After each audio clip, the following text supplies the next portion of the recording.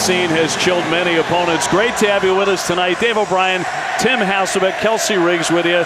So good of you to join us. You know, Notre Dame has to contend with the earth moving just a little bit, but also a quarterback issue coming into this. And you know, Brian Kelly said this week, it's time to get it down to one guy. Yeah, and they need to. This environment is crazy, Dave. And as an opposing quarterback, to communicate in this environment is a huge, huge challenge. All right, this week, Kelly talked about it, said clearly we can't continue down the road of who's the flavor of the week here. We're going to have to sit down and figure this out and see what direction we want to go. Yeah, and it's a tough decision for him to make because he's choosing really between two very different quarterbacks on his roster when you look at Jack Cohn and Drew Pine. Jack Cohn got a more of a drop-back, stationary player, more veteran player, but he's played in some big, big environments to transfer from Wisconsin. And then Drew Pine, been a bit of a spark for them offensively, moves around a little bit more, and so that's what he is choosing between. But whoever it is that gets the nod is going to have to be able to handle this environment. Well, Carolina star Sam Howell had a devil of a time in this environment in the opener, didn't he? He was sacked 6 times, lots of penalties. He was picked off 3 times. It was bedlam. It was bedlam, and Sam Howell's a quarterback with about as much poise as anybody in college football, but this can get flipped upside down on you in this stadium. You get behind the down and distance. You have false start penalties, and then the crowd feels like they are part of the game plan. And so that really, I think, is something that Notre Dame is going to have to navigate tonight. All right, the Hokies have plenty of offensive weapons at their disposal. The question is, are they getting enough out of them? Do they want more out of that offense? Yeah, it's really interesting because Justin Fuente, I think, is thrilled with how his special teams have played, his defense has played.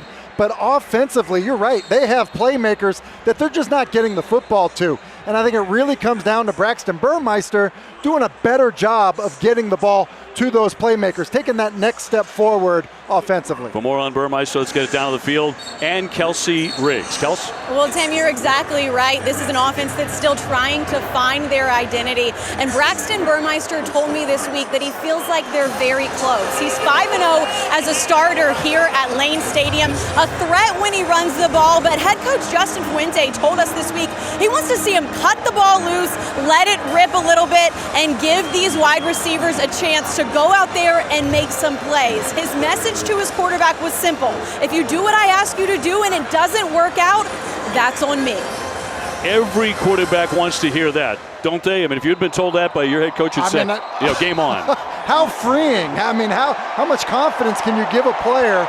And I think it's really smart of Justin Fuente to kind of take that approach with Braxton Burmeister. And, you know, I would think that it will help him play much better. Now the Hokies won the toss. They will defer. Notre Dame will receive the opening kick.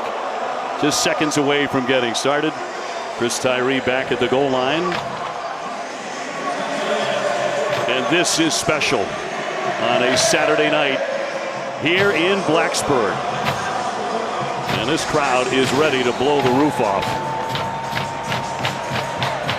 And again, just a gentle mist started falling about, maybe a half hour ago. Tyree back, and it will go through the back of the end zone. They'll bring it out to the 25. So eager to see who the Fighting Irish are going to bring out. It will be Jack Cohn as the starting quarterback. Well, he has the experience, Tim, no question about that. Led Wisconsin, the Big Ten title game, and a Rose Bowl. 18 starts for the Badgers. Yeah, and you would think that the big game experience, having played in big environments in general, has given Brian Kelly, a feeling of confidence of why he's getting the nod tonight. A little bit of a size advantage over the other 2 quarterbacks as well on 1st and 10. They're going to hand off immediately here to Chris Tyree, who ripped off a 55-yard touchdown run against Toledo. He'll pick up 3 on the first carry. And just to kind of finish up quickly on Cohn as he's the starter here, I really get the sense that Brian Kelly is looking to stabilize the offense, not necessarily get a spark for the offense. I think they feel like they can be close. Kyron Williams also in there at the back. Cohn's going to fire, and quickly he'll connect with Williams, but a flag is down. Williams with the reception, stopped by Hollifield, but a flag. Ineligible receiver downfield, number 85, was covered up, went downfield on the pass. 5-yard penalty, second down. Obviously, North Carolina was plagued by huge penalties when they came in here and took a loss. Yeah, and Brian Kelly told us, last week was so frustrating because they felt like they beat themselves, and pre-snap penalties will drive coaches crazy. And you're right, now in this environment, to get off schedule and have the crowd become a bigger factor is not what Notre Dame's looking for. Second down, 12. Cone to throw. Flushed out of there. Dives ahead. Lots of pressure on him. Taiwan taking Cone down. McGarvey with the stop. Third down and 12. Yeah, and I think you got to be careful here if you're Jack Cones. 3rd and 12, and if you're, Tommy Rees, the offensive coordinator, the kind of situation you want to put your quarterback in, who's been in a bit of a quarterback controversy early on a 3rd and long. They put Austin in motion. Cone, pressure again, and down he goes. And sacked for a 9-yard loss. Amari Barno, the man to get him. Yeah, here's Barno. He's coming from out here. It's going to be a little spin move inside. And Joe Alt, who's playing left tackle, the true freshman, just isn't able to get enough on him. This is a heck of a move by Barno, and really gets held in the process. I think Notre Dame felt like they were going to be able to match up along that offensive line, but Barno is a heck of a pass rusher and puts on a nice move there. Tavion Robinson going to try and run it out of there. Got across the 40-yard line, but not much. Punt of 47, a return of 4. And here come the Hokies. Braxton Burmeister. He is 5-0 here at Lane Stadium. Had a career day at West Virginia. 223 passing yards, 2 touchdowns. Will he air it out more tonight? Yeah, I think the goal is for him to be more efficient in the passing game for sure. Now, the one thing he's done a tremendous job of is protecting the football, but I feel like they've left big plays out on the field because he hasn't, as Kelsey said in the open, really pulled the trigger. Goes short to Robinson, who's wearing a number 25, stacked up as he got across the 40, and met by Kyle Hamilton, the All-America candidate, who is Mel Kiper's number 2 overall pick. And I think that we're going to be saying number 14's name quite a bit. Kyle Hamilton covers so much ground at 6'4", playing free safety. He just does a good job of getting to the football, and obviously does there on first down. Jalen Holston, a running back. Burmeister, the junior, out of California. What a journey it's been for him to get to this side of the country after starting out at Oregon. Nick Gallo, the tight end. They're going to keep it on the ground, and nothing there. The Irish stack him up. And that was Holston, who got nothing. Drew White with the hit. Yeah, now we're going to see, another 3rd and long situation, obviously this time for the Hokies. And I think these are the areas where, Brad Cornelson's done a good job of calling plays to get guys open, but it's now about Braxton Burmeister delivering on the throw. He's had a lot of good 3rd down calls there at 45.3% on 3rd down. On the run, he's going to fire for the sideline. He threw it away. So good pressure again by the Irish. And nothing doing there for the Hokies. Notre Dame coming in 4-1, lost for the first time last Saturday at South Bend to Cincinnati, 24-13. As you mentioned, they were sloppy against the Bearcats with 3 turnovers, 7 penalties. Brian Kelly said it was ridiculous. Too many turnovers. And they're going to start right around the 24-yard line, a 37-yard punt. Notre Dame to take over the football here in Blacksburg.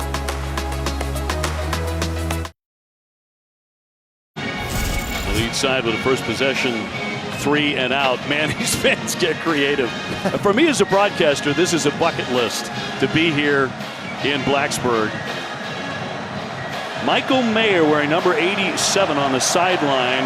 He's been dealing with an abductor issue, Tim. He was not in there in that first series. And it seems strange for Notre Dame to be on offense and him not have his helmet on.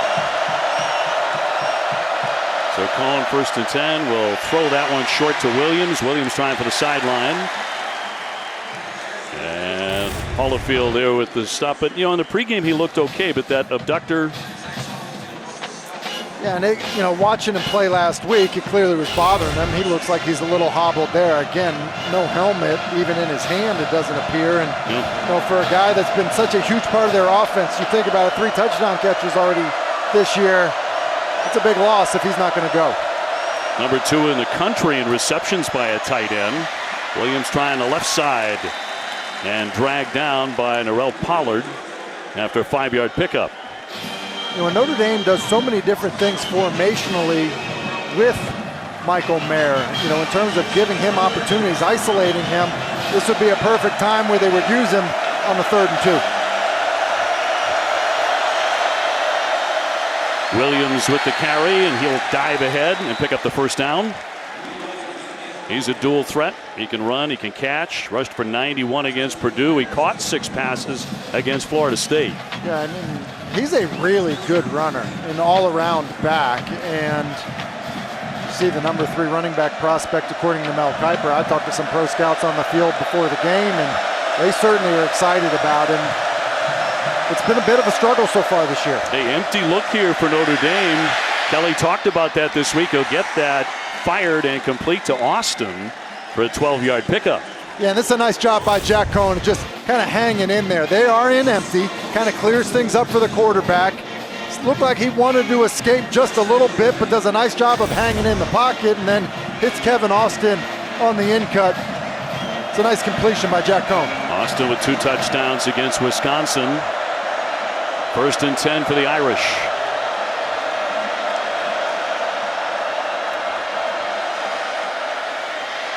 Williams again, but he's going to be tied up. Got nothing there. Jermaine Waller, very tough on that corner. It's a really good play by Jermaine Waller. He's the corner at the top of the screen, and he just is able to slice under and beat the pulling guard, Correll, who's coming around there, and that's a really, really nice job of your corner in run support. 2nd and 10. Williams again, a running back. He'll take it. Bit of a hole opening up as he gets across the 50-yard line. He'll gain 4 on that carry. I'm just getting the sense early on that Notre Dame and Brian Kelly and probably his staff have challenged this offensive line. The way that they've come out clearly trying to run the football, be patient with running the football. There were a lot of questions about that. The quarterback issue is one, and could they run the football here at Virginia Tech tonight? 3rd down and 6. They'll back off. Cohen handing off. It's Tyree this time, straight on. And picked up close to 5 yards there. Griffin tied him up. And they're going to be short. And 4th and 1 coming up for the Irish. Yeah, and again, a run on 3rd and long, and then, a 4th and short. This is what I mean, just getting the sense that Brian Kelly has challenged this offense, this offensive line. Going to change how things have gone so far this season. Notre Dame to go for it here on 4th down and 1. Cohen under center. And blown dead. 8th play of the drive here for Notre Dame, a flag down. Ball start, offense, number 52. 5-yard penalty, 4th down. Yeah, now you have to punt, and this is, I think, what the fans feel. You see the left side of the screen, the left guard, Coral, just jumps off sides as Dax Holyfield is trying to blitz into the A gap, and this is the type of thing that I think makes a crowd feel like they are part of a football game. It's 4th and short, they're screaming, going crazy. It gets the offense to jump off sides. and now they're punting the football back. Jay Bramlett, who boomed one 72 yards against Wisconsin. Robinson will let that bounce and off into the end zone. 49-yard kick. Fuente, his defense, stout early. 0-0 game.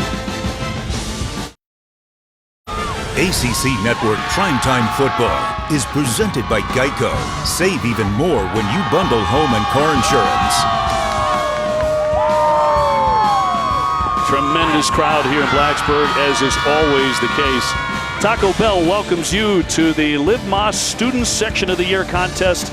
Use hashtag Student Section Sauce to get the committee's attention, and go to ESPN.com/Taco Bell to see how your school can compete. Maybe already a major factor in this game. What a bad penalty for Notre Dame. Well, I mean, terrible penalty. You're going for it on 4th down. The penalty forces you to punt, and well, now all of a sudden, instead of keeping the ball and getting into Virginia Tech's area, Gallo gets a little jump pass from Burmeister. You talk about an athletic play there. And that could have gone absolutely nowhere. Winds up picking up 15 yards. That's the best way to describe it, Dave. It was an athletic play. You just look at it, kind of gets stuck with the football as, gets some pressure inside, and does a great job of just finding Gallo, who ends up being uncovered. Nick Gallo, one brother, PJ, played tight end at Maryland. His older brother, Eric, was an offensive lineman at Virginia Tech. Going to keep it on the ground. But a gain here out of Blackshear. Stopped by Bertrand. That's a 7-yard pickup. This is a good job blocking up front. Brock Hoffman, the center, gets a great block. And, Raheem Blackshear's got plenty of room to run. And I think Justin Fuente felt like their offensive line would be able to hold up and get movement in the running game. Connor Blumrick is the new quarterback, the junior from Texas. He's going to take over, at least for the moment, for Burmeister. And takes the snap. He's going to run it. And he's going to pick up a first and extra. He's going to gain 17 on that carry. Yeah, and they feel like he's a good runner. At 6'5", 215, he covers a lot of ground. It's just quarterback sweep, almost like student body left. He does a good job of getting inside the block of Lasita Smith and getting up the field. 1st and 10. And Tech moving the chains here. Trying to get on the board, about 5.5 to go in the first quarter. Burmeister back in. Julius, the tight end, in motion. He's going to look to throw. Trying to hit a receiver, and he will. He'll get Trey Turner on that sideline for a big gain that goes for 18. It's a really nice job by Braxton Burmeister. He's got off coverage, and Turner is going to run a little shake route. Post corner. He does a good job of getting the football out on time, missing outside. And if you get that type of off coverage with these receivers, I do think both Robinson and Turner are good enough to make plays like that. 1st and 10.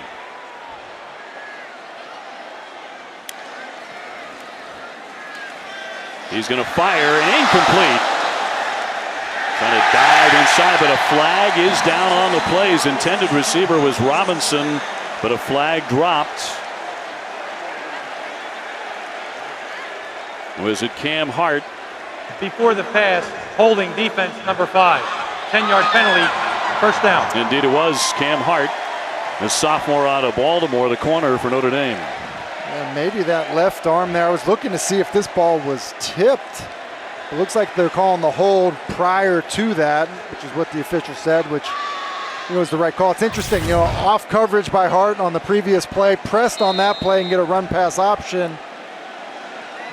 You see the challenge that it creates for the secondary. Notre Dame defense with 9 interceptions.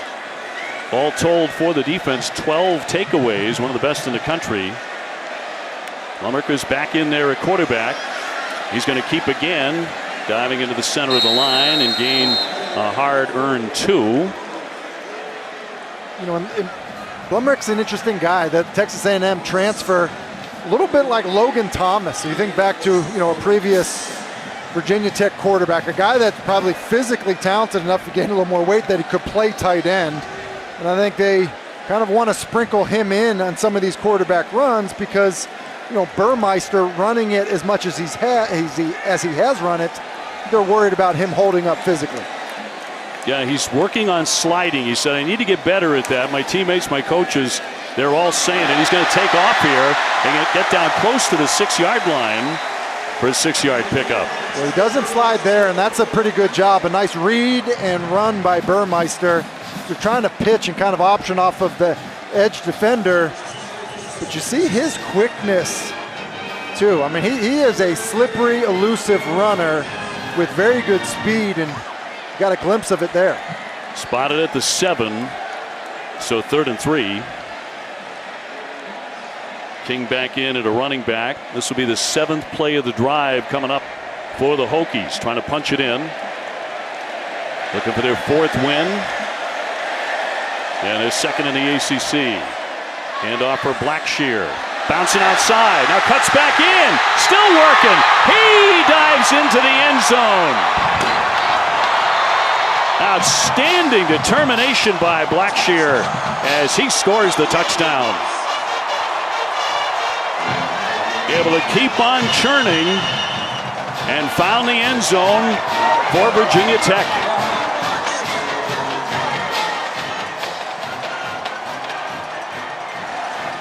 Parker Romo on for the extra point.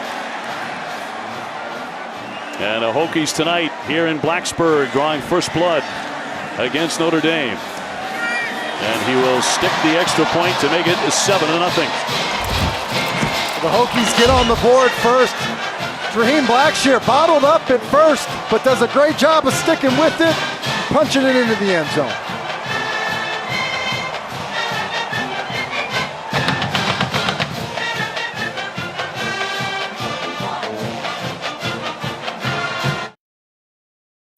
Blackshear into the end zone, 7 plays, 80 yards on an impressive drive. It's a really impressive drive, and good to see, if you're a Virginia Tech fan, to see Braxton Burmeister make some pretty good plays in the passing game. It'll come out to the 25, and that offensive line was outstanding. Yeah, and that was the key here, especially with a slow developing play. Lasita Smith and Brock Hoffman do an excellent job of working up because Drew White is going to blitz, but they basically stone it, which is why when Blackshear, escapes outside, it's there, and then it's Parker Clements, the freshman tackle, blocking down the field with Tavion Robinson, just sustaining blocks, which allow Blackshear to bounce it. So it's a heck of a job of everybody kind of getting involved, blocking up front to allow Blackshear to bounce it and find the end zone. Hey, those tackles go 6'7", 6'9". They're gigantic. A cone back in, quarterback. They're going to hand off here to Logan Diggs. He gets his first carry and picks up 3 yards for the Irish. Hokies, of course, defeated number 10 North Carolina. They got on top in that game, 14-0. And the Hokie coaching staff believes that's what really kept this great crowd in it all night long. Yeah, and I think it's a great point. Sometimes crowds will get tired. They'll be excited at the beginning, but maybe disappear if it's not a close game and then come back in the 4th quarter. That didn't happen week 1. Cohn's going to roll and fire that one out of bounds. And good pressure by Barno again. And as you said, we're going to be calling that name quite a lot tonight if the Virginia Tech defense has a big game. He's a really unique player. 6'6", 245. He's so long, plays with great energy. He's got good pass rush moves. We've already seen him have a pretty significant impact on this football game. Crowd wants to make an impact here on 3rd and 7. They know how to do it.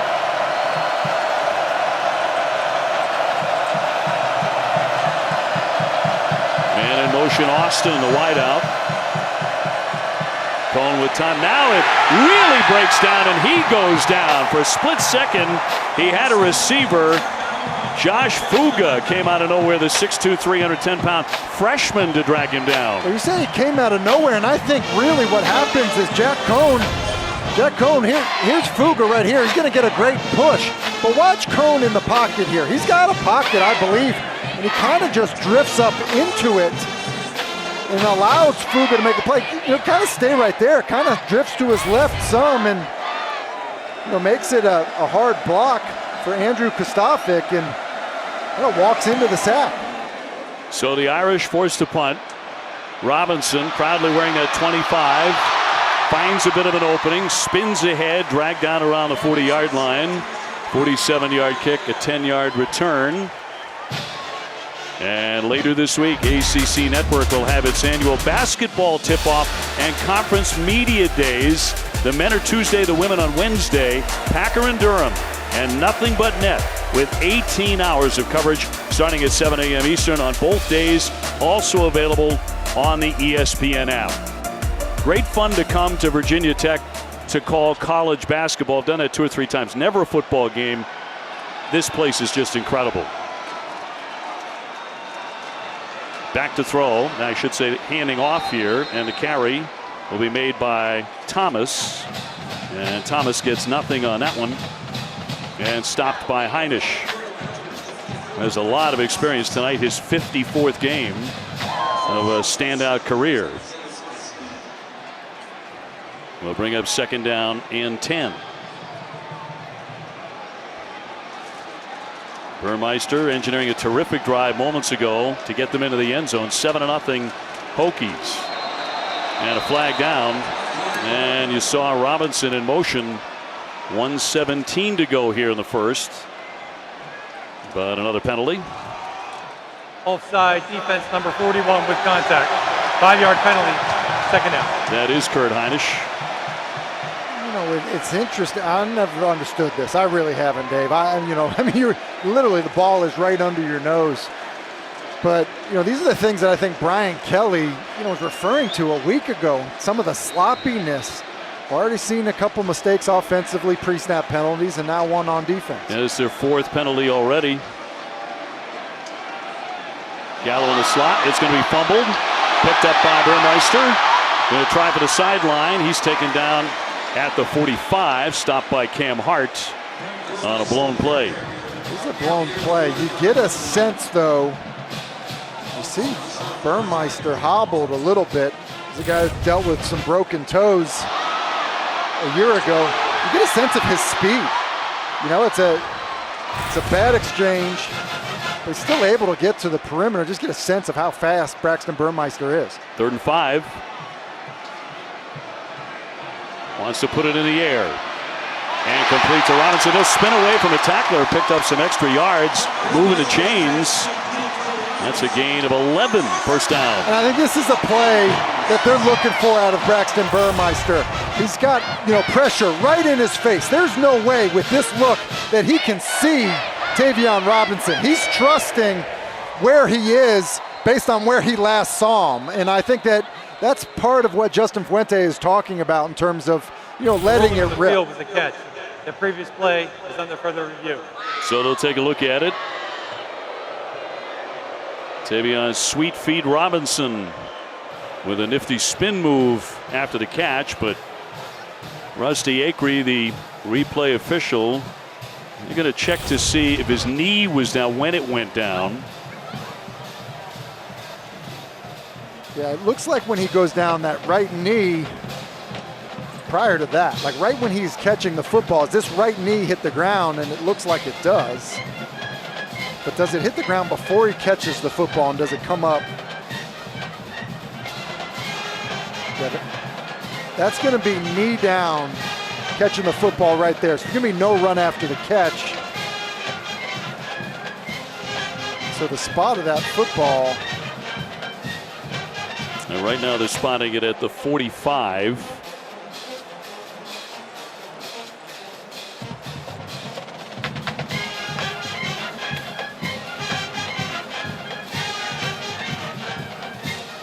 Making the first down.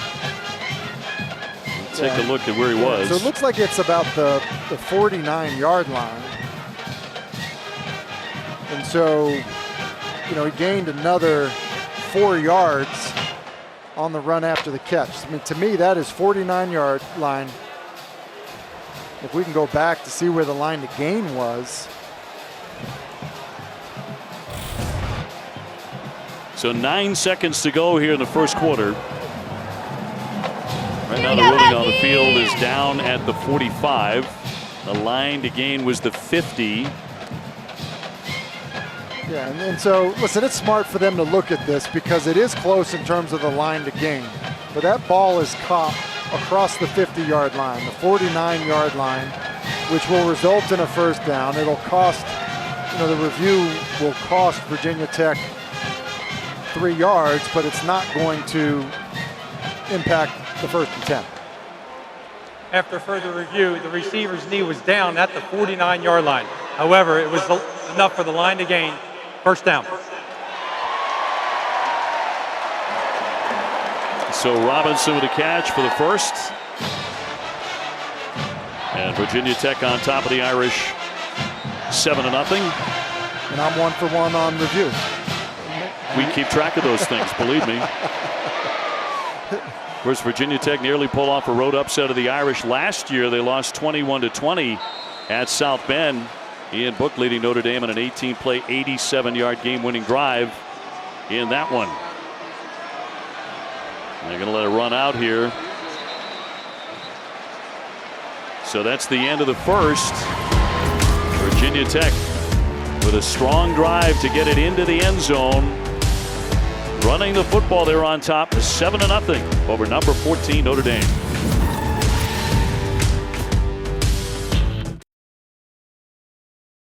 Welcome back to ACC Network Primetime Football presented by Geico. Lane Stadium, Blacksburg, Virginia. Virginia Tech and Notre Dame. ACC Network Primetime Football. Great to have you with us. 7-0 the Hokies. And they have the football. Burmeister testing out what might be a sore leg. Didn't look bad there. On the carry, he'll gain 6. Yeah, on that, bad snap that they had earlier, he took off and run. Just looks like he takes a shot to his quad and, was a little hobbled when he got up. During the break, was kind of stretching that quad out. And because he's such a threat as a runner, as we just saw, it's something to just keep an eye on as he comes out now. Connor Blumrick back in there. So he's been in there for 3 plays. Robinson in motion. Blumrick, the transfer junior from Texas, who played in 18 games at Texas A&M. It's going to be Turner trying for the sideline, tried to bust free, certainly got the first down. He'll gain 11.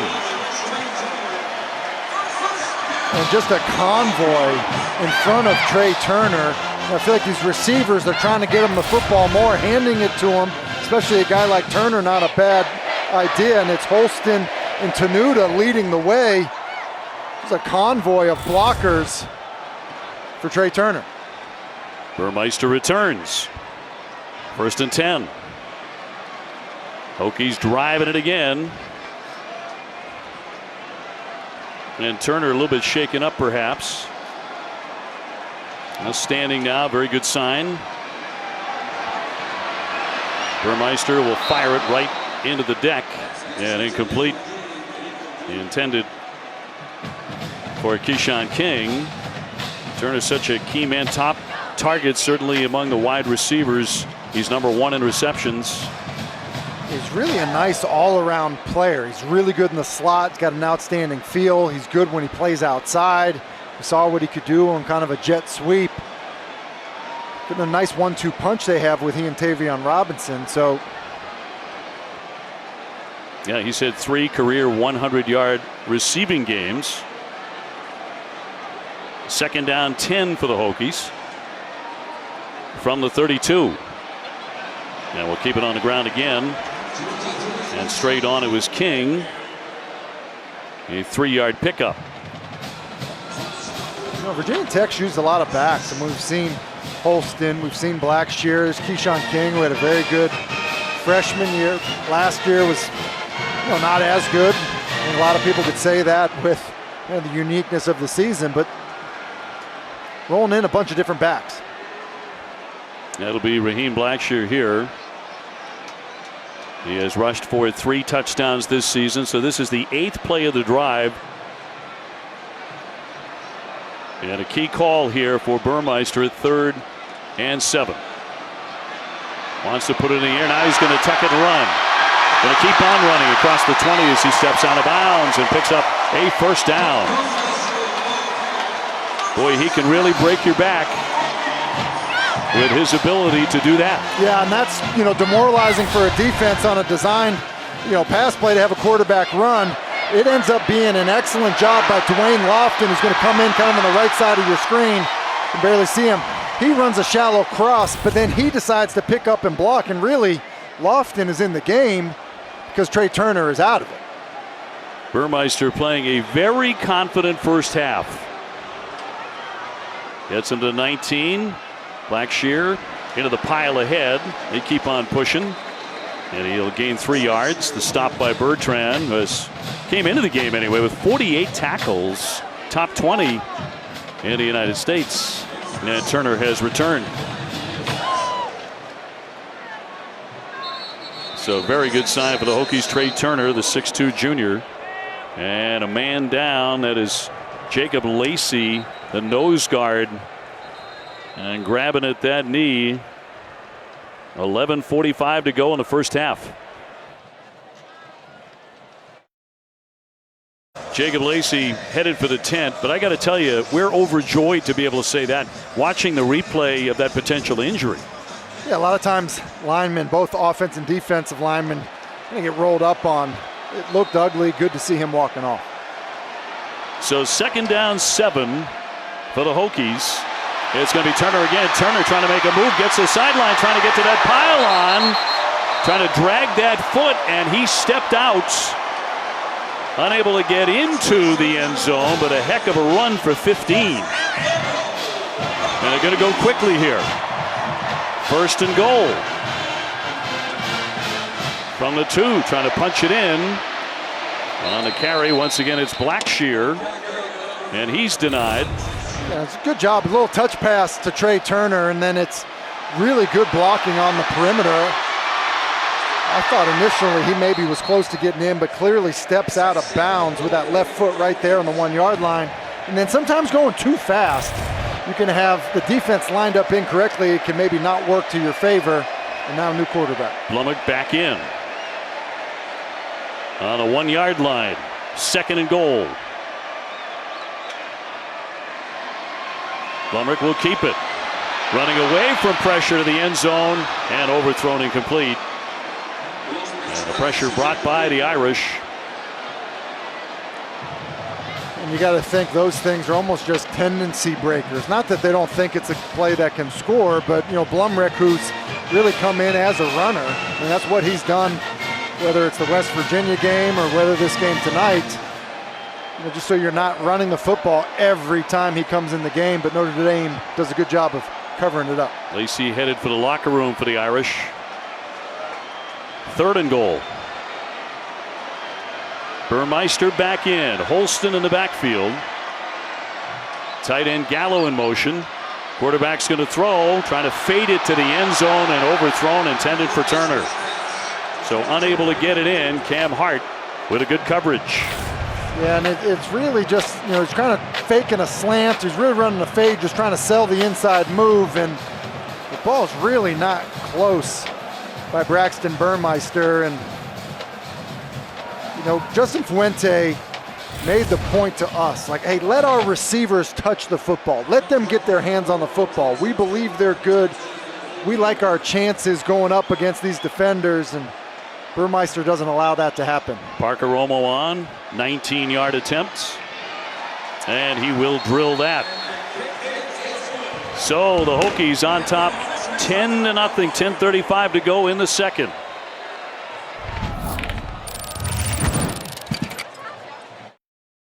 So much talent in both of these programs. Of course, Notre Dame can boast 13 NFL Hall of Famers, most of any school. Virginia Tech right now has 21 players on NFL rosters. A lot of good players. Maybe none better than Michael Vick. Obviously, Bruce Smith, who we saw, is in the building tonight. And yeah, great tradition of football here. Definitely a nice, they weren't boos, they were some brews. former teammate of yours. Yeah, that is true. I probably remember it better than he does. Well, Hokies on top, 10-0.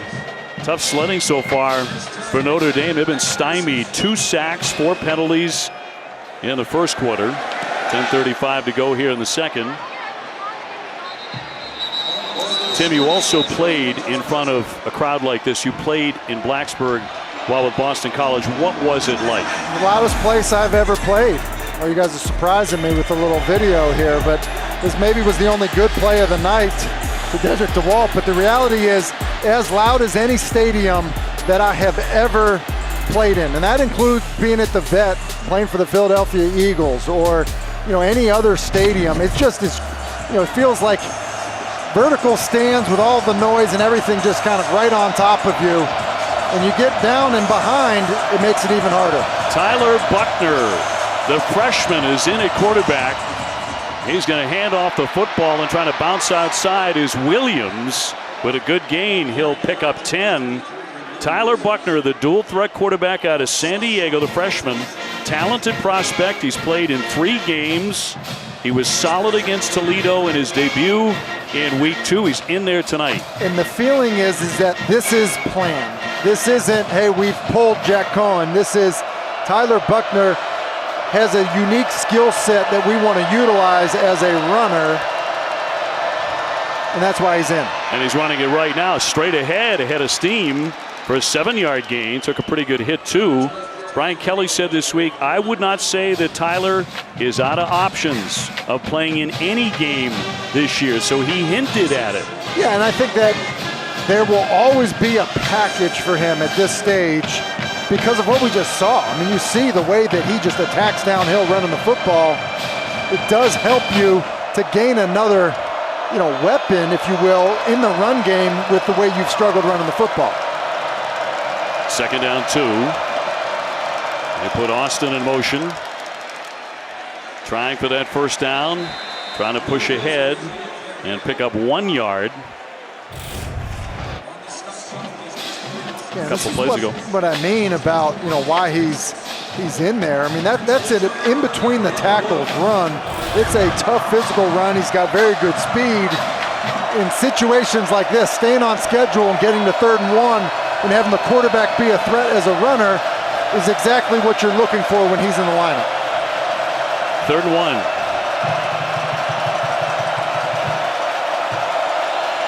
Buckner takes the snap. Williams with the handoff picks up the first down and extra. 6-yard gain for Kyron Williams. And a stop by Peoples. Yeah, here's a good example. Here's Peoples. Watch how he's worried about accounting for Buckner holding on to the football. See that little hesitation there? Just that hesitation allows Williams to get his shoulder square and up the field and convert for the first down. The Irish at midfield. Buckner back to throw. Airs that one out, has a receiver, and that's going to be caught down the sideline. Jumping toward the end zone, but out of bounds is Kevin Austin. Almost got in for 6 after the catch. That's 46 yards. And it's a beautiful throw. Press coverage on Waller. He does a good job of winning and getting on top, and then look at that throw. Beautiful throw by Buckner. And one of the things that happens when you're good at running the football with your quarterback, it forces the defense to get into man coverage, oftentimes with no help, to create easy decisions for the quarterback. 1st and goal for the Fighting Irish on the 4-yard line. Buckner has come in and made a very big difference right away. And now whistles right away. And a timeout.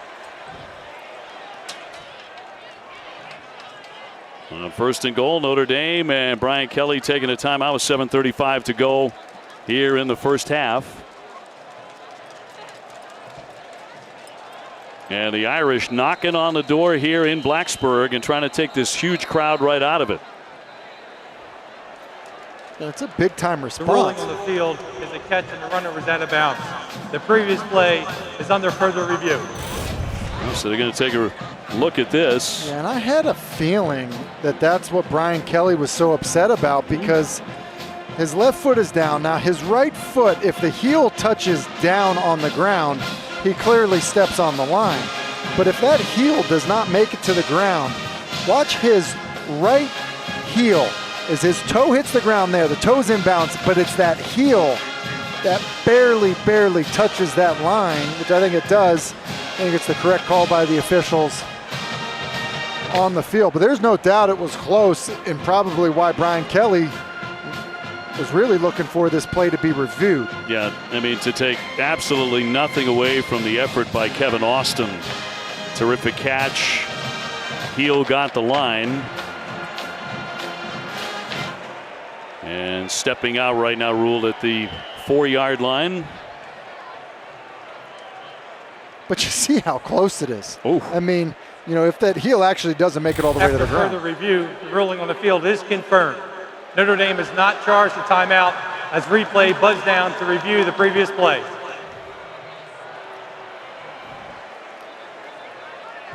And that's a nice little break as well, because it seemed like they were waiting for it to be reviewed when it wasn't. Maybe some confusion at the line of scrimmage with your freshman quarterback, and that's why the timeout was called.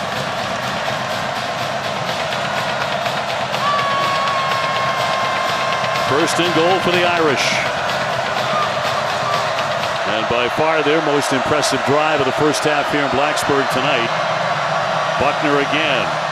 Going to hand it off for Williams. Kyron Williams with Jermaine Waller there with the stop and a gain of 1. You get down into these goal line situations, a lot of teams want to play cover 0 because then you can account for everybody, especially the quarterback in the run game. And if I'm Notre Dame, I'm doing something to get Buckner on the move.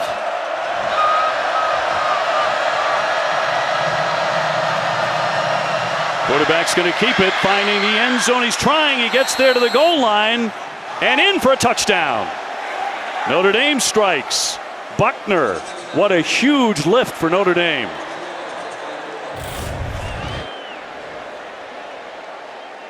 Well, how about this effort?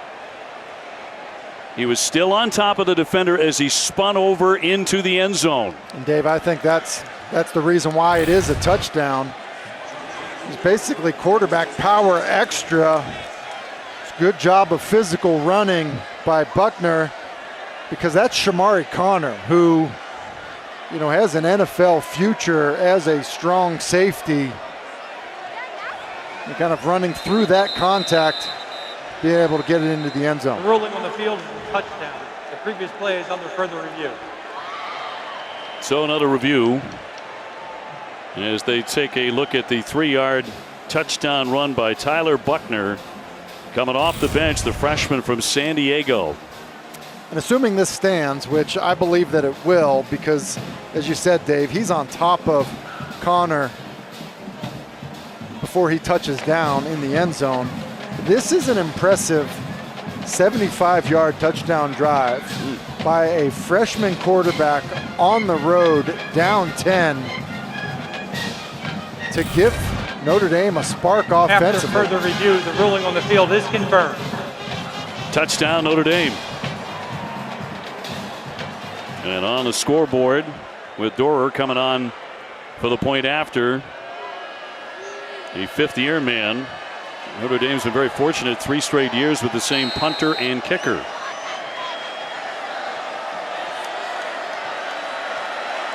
Dorer out of Charlotte, North Carolina.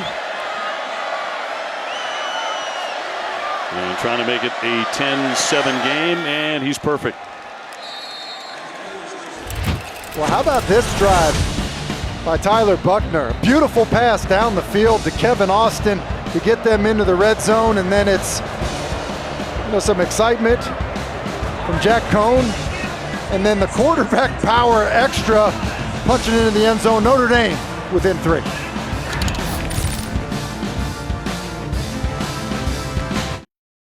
Talk about something having absolutely no chance. That turkey leg there. 10-7 now, Notre Dame on the board. Like I say, don't get bashful now, buddy. Yeah, no time to get shy when you're doing that kind of damage. King's going to take it out on a kickoff across the 20, finding a little bit of room up that sideline before he is nudged out 33 yards. As we take a look at tonight's Players Spotlight, brought to you by Geico. Kyle Hamilton, we've been raving about him tonight, the 6'4" junior safety The number 2 overall prospect, says Mel Kiper in the upcoming draft. I mean, he's an outstanding player. The size is rare for a guy that plays safety, covers so much ground. He's really good at everything. He's great at playing, center field as the free safety, coming down and run support, plays man-to-man coverage, and really was a fine player from the moment he stepped on campus in South Bend. Yeah, 3 interceptions already this season. Had 2 against Florida State in week 1. Burmeister back at quarterback. Has time. Now he's going to roll, and he's going to throw it out. So had a few moments there, and for more on Hamilton, let's toss it down to Kelsey Riggs. Well, guys, I got to catch up a little bit with Kyle Hamilton this week, and one of the things that he told me was, listen, I'm a confident guy, but I go out here with my teammates. I do the best I can, believe in myself, and everything else pays off. You guys are talking about what he brings to the field, but the leadership is a key part for this Notre Dame defense as well. It's a little surprising to see him not on the field, at this moment. We talked about another key guy, Michael Mayer, being out the tight end tonight. They're going to stay on the ground here, and a carry by Keyshawn King. Bertrand with another tackle. 2-yard pickup. And Hamilton's a guy that plays some on special teams, and he's back in on a critical 3rd down. I think it's one of the things that Marcus Freeman, the defensive coordinator, is probably like, look, we're going to get you some snaps, but critical down and distance. Need 14 back out there. Burmeister facing 3rd down and 8. Coming up on 6 minutes to go here in the second. And as anticipated, a tight one here at Lane Stadium. Burmeister looking downfield. Here they come. On the run. Gets away. Can't get away twice. Big chase there by Isaiah Foskey, who came in with 5 sacks on the year.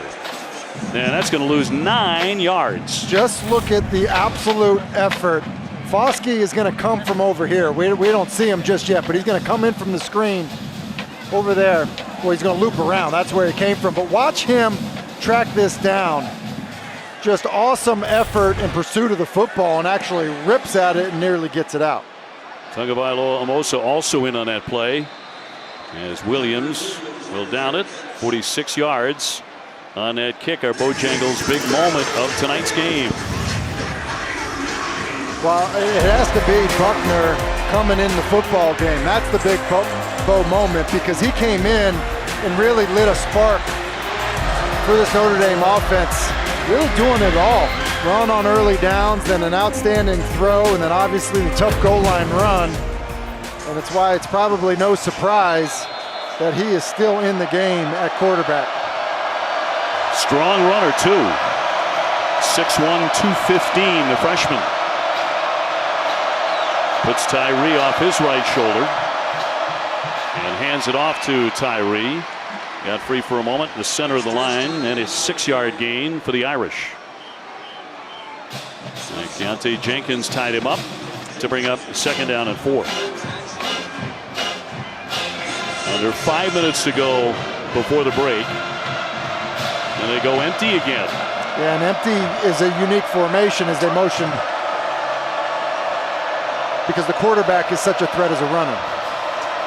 Going to throw it short and off the fingertips of number 25, Chris Tyree. And Tyree, by the way, from Chester, Virginia, was heavily recruited by Virginia Tech. Justin Fuente was asked about this week. He said Chris is just an awesome young man. He went to South Bend. And he's wide open on that play there. And I would expect Notre Dame to come back to some of that empty set stuff, because it will help define things for Tyler Buckner. 3rd down, 4. Buckner wants to throw, and incomplete. He's trying to find Avery Davis there. Could not make the play. And Notre Dame to punt. Yeah, and as good as we've seen Buckner be running the football, it's 2 throws in a row where he's just not accurate with it. As Avery Davis turns around, ball is kind of fired at him, low and away outside, away from where he's turning. And some of those routine plays in the passing game, need to be made for Notre Dame's offense. Tavion Robinson given the honor of wearing the Beamer number this week, number 25. He's back ahead to the 25. Going to let that bounce. And it'll keep on bouncing for the Fighting Irish inside the 10-yard line. Good kick, 56 yards. 10-7, the Hokies.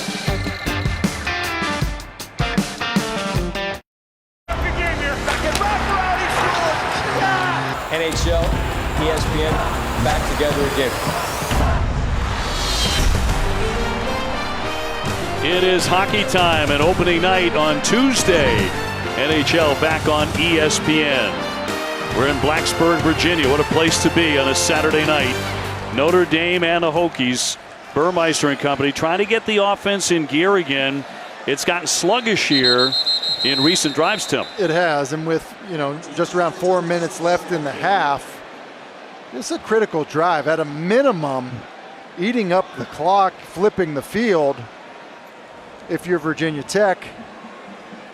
But it's been a bit of a struggle, and I think staying out of some of these known passing situations would be critical, because I feel like Notre Dame has done a very good job of blitzing the protections in those known passing situations. And it's really, the thing that's killed, the last couple drives. 2nd down and 8. Burmeister will unload. He'll fire. Tough catch by Turner. Gets away from another tackler.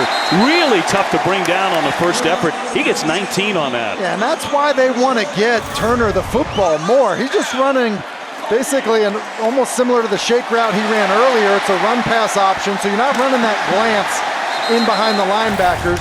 You're bouncing back off of it, but then the run after the catch, also outstanding. His brother P.J. Hairston played in North Carolina, first-round NBA pick of the Charlotte Hornets.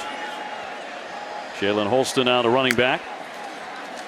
Going to hand to Turner, trying to slice inside, but Notre Dame sees that coming. Drew White snuffed that out.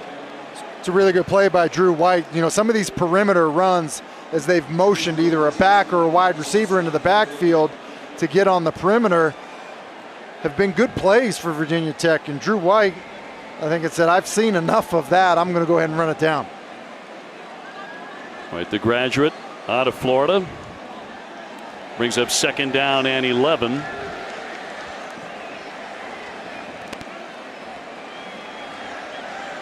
the clock continues to wind at 2.5 minutes to go in the first half. Burmeister, good pocket protection, now steps up to run. Going to keep on running, and he'll step out. I'd like him to protect himself like that more frequently and not take the big time hits. Foskey chasing him out. Yeah, and what's interesting is we had that shot of Justin Fuente earlier. I think he's looking up at the clock, and I think he's trying to kind of slow this down a bit. And if you are going to give the football back to Notre Dame, if you don't convert here, obviously do it with as little clock left for Notre Dame's offense to work with. Well, 3rd and 8. Trying to keep this drive alive. Burmeister throws, and a tough catch it would have been. Incomplete, intended for Caleb Smith, but incomplete, and it was Hamilton with the coverage. Yeah, and Caleb Smith is just running right down the middle versus cover 2 when he's going to be open. The safeties, end up splitting wide, and it's Kyle Hamilton running underneath. If that ball is just thrown a little bit further out front and higher, not only are you have the first down and completion, but also some room to run afterwards. Going to be down there around the 20-yard line by Williams. A 49-yard kick. And coming up on the PNC Bank halftime report with Jordan, Eric, EJ, and the coach, they'll get you all up to date on the college football action today. In the ACC, Wake remaining undefeated, and Mac still winless against the Noles. And we saw North Carolina unleash their offense against Virginia. That was their best game of the year. Of course, they lost right here. Yeah, and it's kind of crazy what we've seen in the conference in general. And I think, an interesting thing in this situation, I have to say I'm a little bit surprised in a 2-minute drive situation that you end up having Buckner as the quarterback and not Jack Cohn. Did the clock run? 1:35 to go, first down and 10. But Kelly upset. Notre Dame with the football. Time to do something here. Working from the 20-yard line. Buckner has taken over as the quarterback here in the first half in Blacksburg. He engineered a terrific drive and scored on a 3-yard run himself. He's going to keep it now. Looking for the sideline, and he'll step out. And pushed out to bring up second down, a 4-yard pickup. It's a good thing Barno is there because there was a lot of room to run for Buckner, and Barno's athleticism just ends up being kind of the key to keep that from being a huge pickup. Notre Dame with 3 wideouts stacked to the right side. Buckner's going to fire over the middle, and that's going to be caught by Davis. Davis dragged down at the 40-yard line. Notre Dame with a big strike of 36. A huge strike, and really good job with your eyes by Tyler Buckner. Good accurate throw to Avery Davis, and Davis, I thought for a second if he's able to break that tackle was going to end up scoring. Tate Daly able to get him down. First and 10, working fast. The carry is Williams, and the stop by Connor. You see, just working in the slot, just a lot of room to work on that previous play for Avery Davis. Good throw. 30-second timeout. What's encouraging about that throw right there, Dave? If you go back to the previous drive, I thought Buckner just squeezed it too tight a couple times. The 2nd and 4th throw, the 3rd and 4th throw. We saw the conversation with Brian Kelly kind of talking to him calmly, talking to him, between series, and then to come out, quarterback run, and then nice throw there to give you, your offensive team a chance at the end of the half. Pretty good response by the young quarterback. Brian Kelly, by the way, passed Knute Rockne as the winningest coach in Notre Dame history when he beat Wisconsin on September 25th. Kelly now stands alone as the only Irish coach to post 6 seasons of 10 wins or more. It's really, let me just look at this, 106 wins as a Notre Dame head coach. Obviously, there's a lot of pressure on a few positions in all of sports. I think head coach at Notre Dame, the quarterback at Notre Dame would be at the top of the list, and there's no doubt that Brian Kelly done a nice job in his tenure as the head coach. He really has. Just over a minute to go here in the first half. Buckner trying to keep them driving here. Williams still on his feet, will scamper out, and he'll pick up 3. You just see the ability of Kyron Williams, how elusive he is. It just, the year hasn't gotten off to the start that I'm sure he thought that it would, but with so many changes along the offensive line, I think we'll see better days ahead for him. Very capable of breaking off a backbreaker. Buckner throwing long, and overshoots his receiver Austin, but there is a flag down, dropped at the 20-yard line.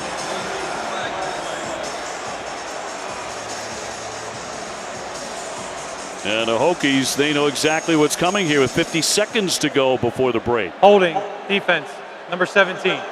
10-yard penalty, first down. And Tate Daly is playing inside of Kevin Austin. And Kevin Austin does a good job of closing the cushion before he crosses Daly's face, and that's why Daly has got to grab onto him, and maybe ends up being a good penalty for Virginia Tech because that could have potentially scored. Hokies with their first penalty. They don't get any penalties. They've been outstanding all season long. Buckner with the carry, trying to dance outside, dragged down around the 25. That was Jamari Connor, the ball hawking defensive secondary star. And 51 seconds to go and a timeout to bring up second down and 8. Some news and notes in the ACC. Virginia defeating Louisville 34-33. Wild one there. They trailed by 17 entering the fourth quarter. That's wild. And to think, I think Brennan Armstrong threw it 60 times in that football game, which, I think is a product of their inability to run the football. But certainly no quit in Bronco Mendenhall's team, and somewhat surprised that it took overtime for Wake Forest, but there you go, undefeated in the conference and obviously 6-0. Dave Clausen, I mean, the job that he has done there is nothing short of remarkable. I don't know if you can say enough about what Dave does at Wake Forest. He's brilliant, and his team off to a great start. They're not getting enough love. We're going to give him some right now, big time. And he's had guys transfer out of that program that would have been really significant contributors, and everyone in college football has faced that, but what a start for the Demon Deacons. Yeah, perfect. Buckner back to work. Empty backfield again, 2nd down 8.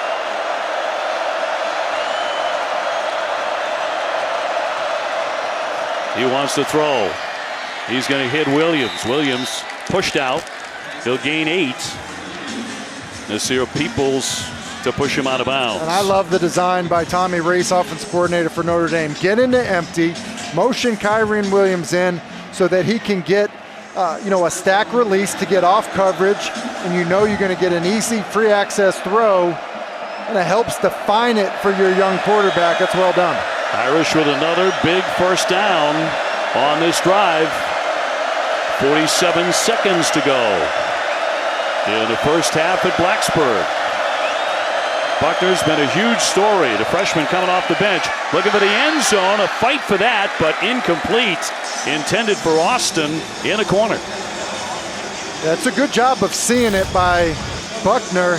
He ends up getting 0 coverage again. It's all-out blitz, man-to-man, no help. And Jermaine Waller does a pretty good job of playing over the top, and you have to think this would be an area where Michael Mayer would loom large, but without him in the lineup, Buckner going to have to look elsewhere.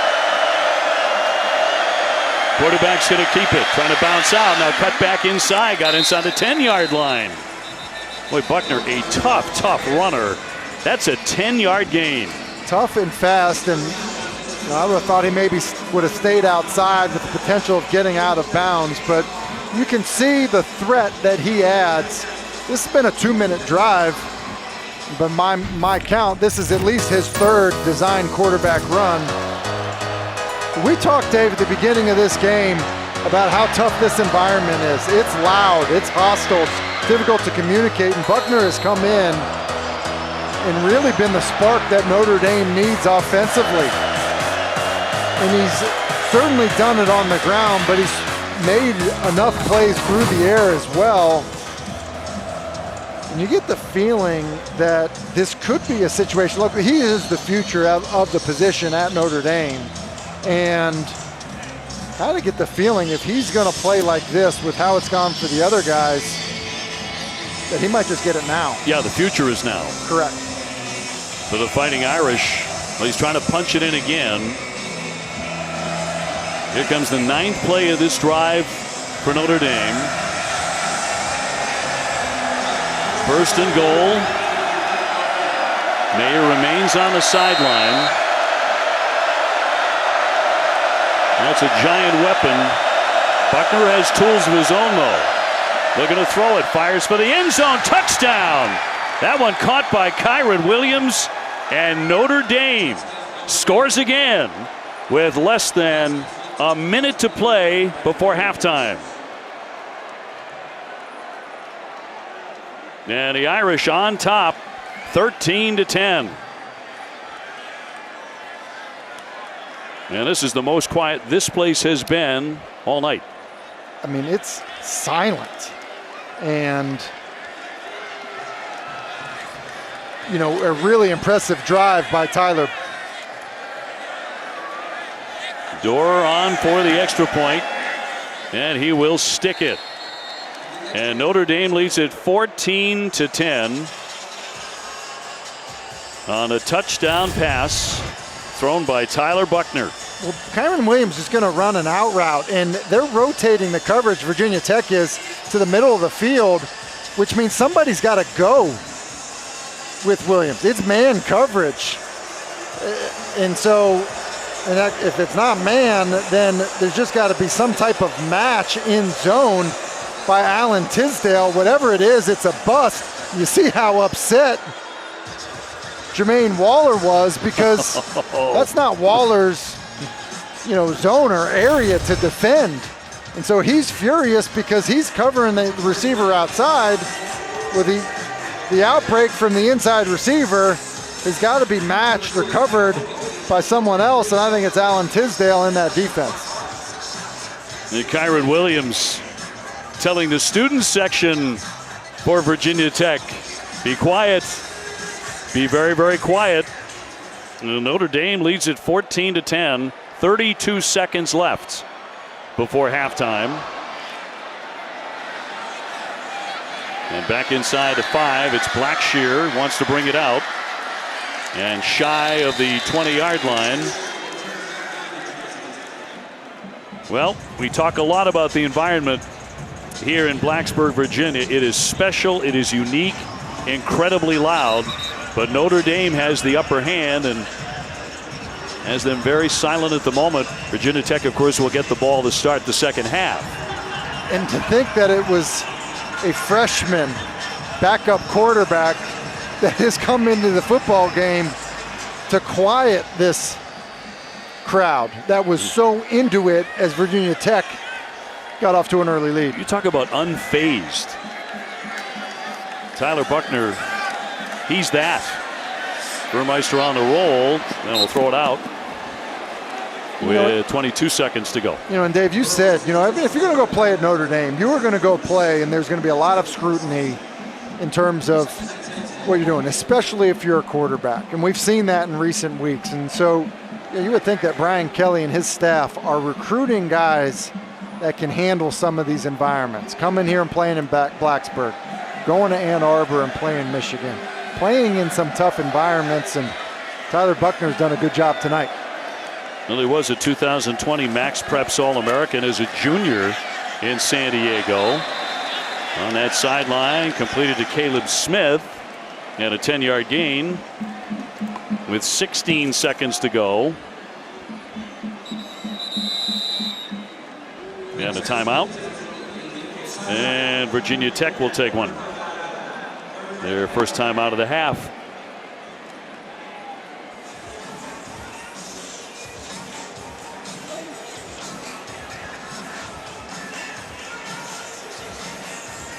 Well, certainly is the number one story tonight coming out of Blacksburg. It's Tyler Buckner, the 6'1", 215-pounder from San Diego, the freshman, coming on. And, you make a great point about the kind of kid you recruit to Notre Dame, because you're going into the most hostile environments all over the country, unlike anybody else. Yeah, and we talked at the top of the show. Think of the struggle Sam Howell had week one in this environment.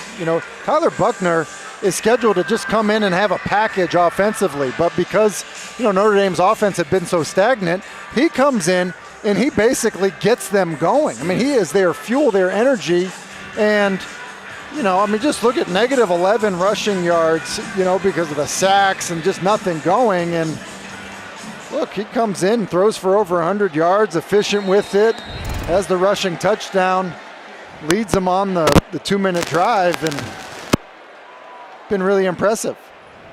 Brian Kelly and the Fighting Irish and the coaching staff have to be delighted with the energy and the production he was able to give. Burmeister rolling again. He's going to fire that one and complete. He got it to Robinson. Sweet feet with the catch and a first down for 23 yards. Well, Virginia Tech does a good job of chipping on Foskey, which allows Burmeister to get to the perimeter and then find Robinson, and a little bit of life here. Just 10 seconds to go.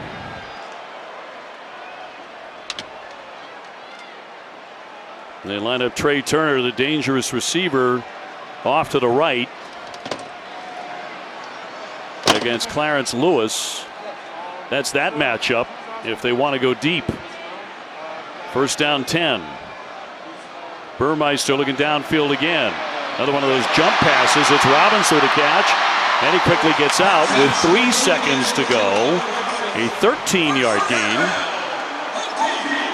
It's a nice job of Braxton Burmeister managing the pocket. They're running shallow crosses to hit a wide receiver on the move so he can continue and get out of bounds. manages the pocket, finds Robinson, and now at least give your team a chance for a field goal. Yeah, this would be from 52 yards for John Parker Romo. Confidence has been a little bit shaky in him.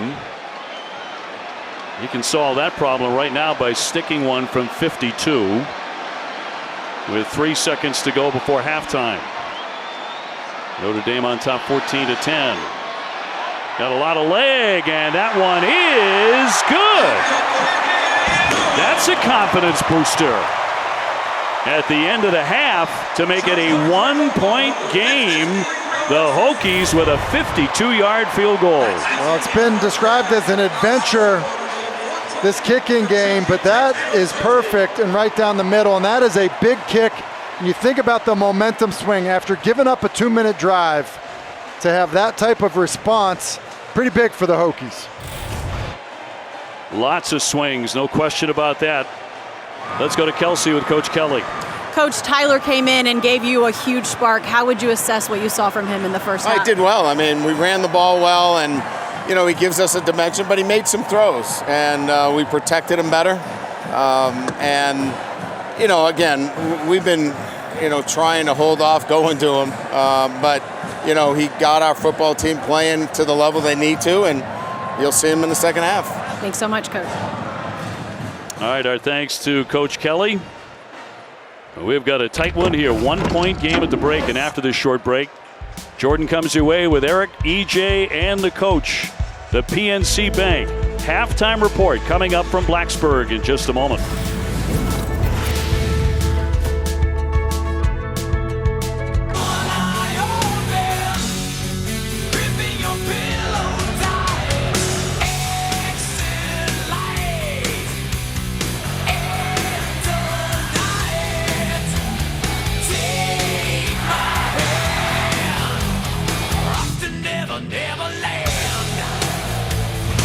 Welcome back to ACC Network Primetime Football, presented by Geico.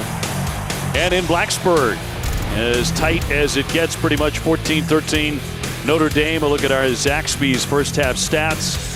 And you see there for Notre Dame, 178 total yards. Most of those came, 152 of them in the second quarter. Dave O'Brien, Tim Hasselbeck with you.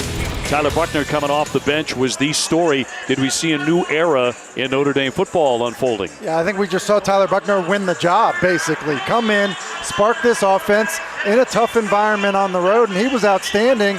And he's really the reason that Notre Dame has the lead right now. I mean, and to think what he did in terms of drives of 75 yards and 80 yards, and one of them in a 2-minute scenario, I think you have to be really impressed by the freshman quarterback, and it's no surprise we're going to see him in the second half. I think his head coach was very impressed. He looked unfazed by the big crowd, did a good job quieting them. He and Kyron Williams. Keyshawn King's going to bring out the kickoff as we open up second half. He finds room to roam and punches that across the 30. That's a 30-yard return. Kelsey talked with Coach Fuente moments ago. Coach, you told us you really wanted to see Braxton kind of let it fly in the first half. What'd you like about what you saw? Well, I think he's played well. He's protected the football, but still made some plays, both with his feet and his arm. We kind of felt like it may look like this, coming into this game. It's a heck of a football game right now. There's a lot left to play. We knew there was a possibility that you may see a few different quarterbacks from them. They bring in Tyler, and he seemed to spark their offense. How do you slow him down? Well, he certainly did, throwing the ball. Made some plays throwing the football. So we've got to get a couple things adjusted and see if we can make him do something else. Thanks, Coach. You bet. Pretty relaxed there. It's the first time Virginia Tech has trailed at half this season. Well, it is interesting. Take that nugget and then look at how relaxed Justin Fuente was. Seems like he's pretty confident in what his team's response will be, getting the football to start the half and just being down 1. Second down 10. Burmeister back in. He's going to hand off the football as they try to sweep it off to the left side. And a carry by King will get just 3 yards. And he is hobbled. He's going to step off. Hokies at 3-1. 6 of their first 7 are here in Blacksburg. Win over Carolina was their first over a top 10 opponent since 2014 when they beat Ohio State. You see the third down numbers, obviously not good so far for Virginia Tech. Critical one here. Burmeister throws, finds a man in a flat, tough catch on the spin. Blackshear's loose. He finds the sideline and a huge gainer and a great play call here for the Hokies for 25. And it seems like Cam Hart just is unsure of is he playing the football? Is he putting a big hit on Blackshear? And because of that, it's almost like a defender that's trying to avoid targeting or something. I mean, just doesn't wrap up at all. Almost like he gets caught somehow in between. And good job of keeping your balance by Blackshear on the spin move and run after catch. Hokies right away here in the second half on the move. Blackshear diving in on the carry and a 2-yard pickup.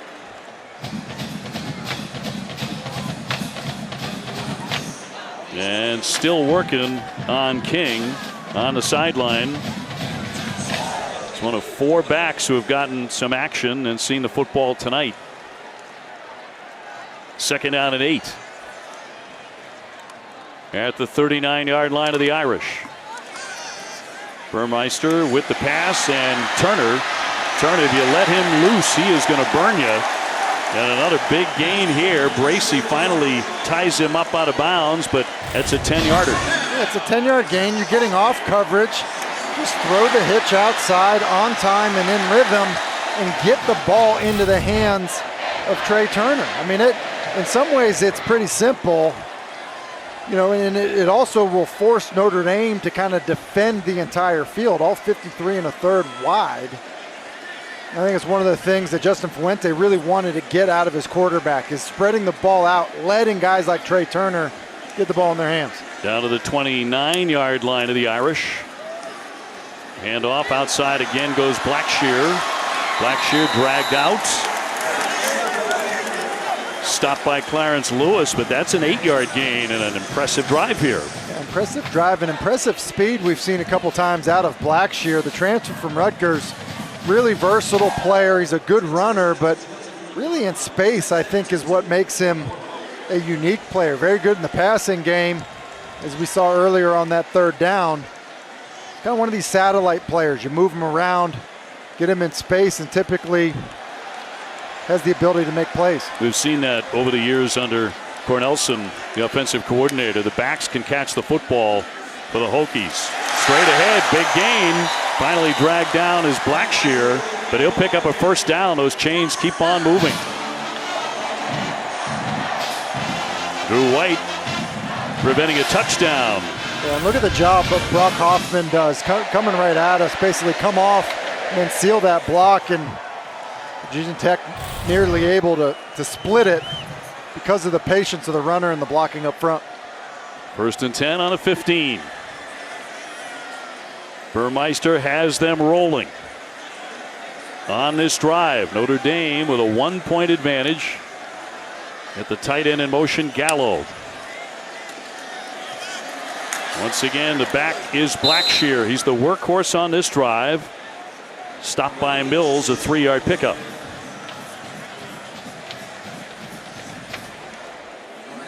So 2nd down and 8. And now Jalen Holston, the junior out of Stockbridge, Georgia. He comes in as the primary back. You just look at the 8 plays, 56 yards and a 5-minute drive. When they were faced with the 3rd and 7, the beginning of this drive, pretty good response here by the Hokies. Holston gets the football. No, he doesn't. It's going to be Burmeister instead. Burmeister throwing for the end zone. And a touchdown. Robinson. 13 yards for 6. Touchdown. And the Hokies strike again, and they jump in the lead, 19-14. A flag is down. A flag on the play. Yep. There are 2 ineligible receivers downfield offense, number 76, number 54. 5-yard penalty, second down. As you look at it, they're saying 76 and 54. It's Hoffman and Lecitus Smith at the bottom of your screen. And see Smith get down the field there. Hoffman get down the field. You know, and the coaching point for these offensive linemen is the quarterback escapes. Like, go ahead and retrace, get back near the line of scrimmage, and they don't do it there. That guy's downfield, and it negates a big play for the Hokies. And negates a touchdown. Still a 1-point advantage. Burmeister on the move. And he's going to dump that one out on the run to bring up 3rd down and 13. Pressured by Drew White, the middle linebacker. Seems like Burmeister just has a natural tendency of always wanting to escape right, even when it doesn't call for it. You know, whether it's protection in the pocket, the ability to climb up inside the pocket, but the natural feeling, and I think it's because he's got such good speed, is escape to the right as a right-handed thrower, and sometimes you just run out of options with receivers going the other way. So 3rd and long. Burmeister firing short. Robinson still on his feet. And some tough yards after the catch. Bracey with a tackle, but they gain 11. And brings up 4th down and 3. They nearly come away with it here. It's good hustle. Potentially a face mask that could have been called, but it's good hustle. It's a jailbreak screen.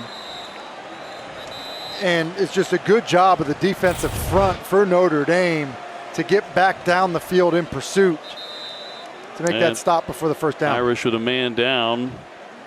4th down and 3, and Romo on to kick with 9:06 to go here in the 3rd.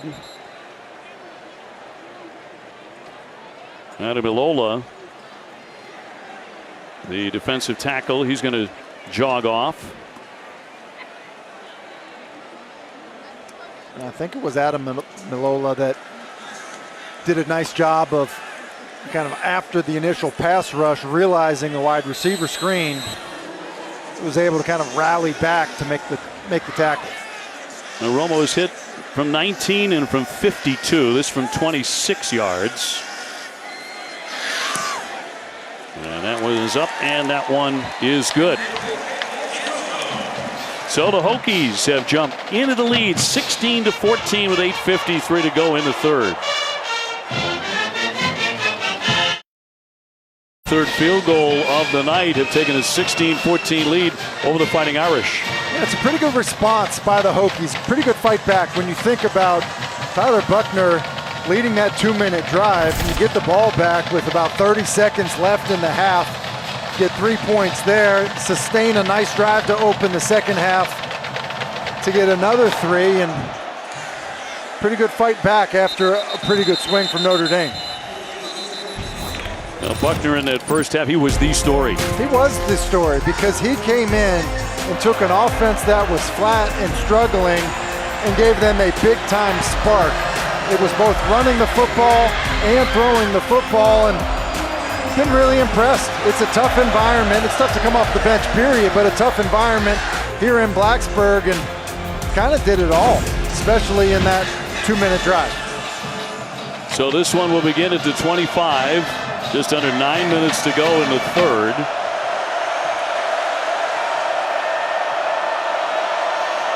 And Buckner, the rookie, out of the shotgun. And the carry by Williams. Karen Williams stopped by Hollifield, a junior out of Shelby, North Carolina. 3-yard gain. You know, it was interesting hearing Justin Fuente say, well, he made some plays throwing the football in reference to Buckner. And you know, while I think that is true, and it's clearly true in the 2-minute drive, I think the quarterback runs have really been the biggest part. 2nd down 7. And a quarterback to keep that, and busting up to the 30. Tisdale and Peoples in on the stop and a 3-yard gain. Yeah, and you know, those don't look like much, but if you're getting 3 yards by handing the football off, running up the middle on inside zone, you'd be happy. And so now you've stayed on schedule because of that quarterback run.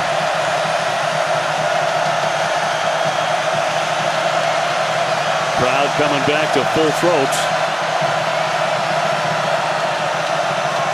3rd down 4.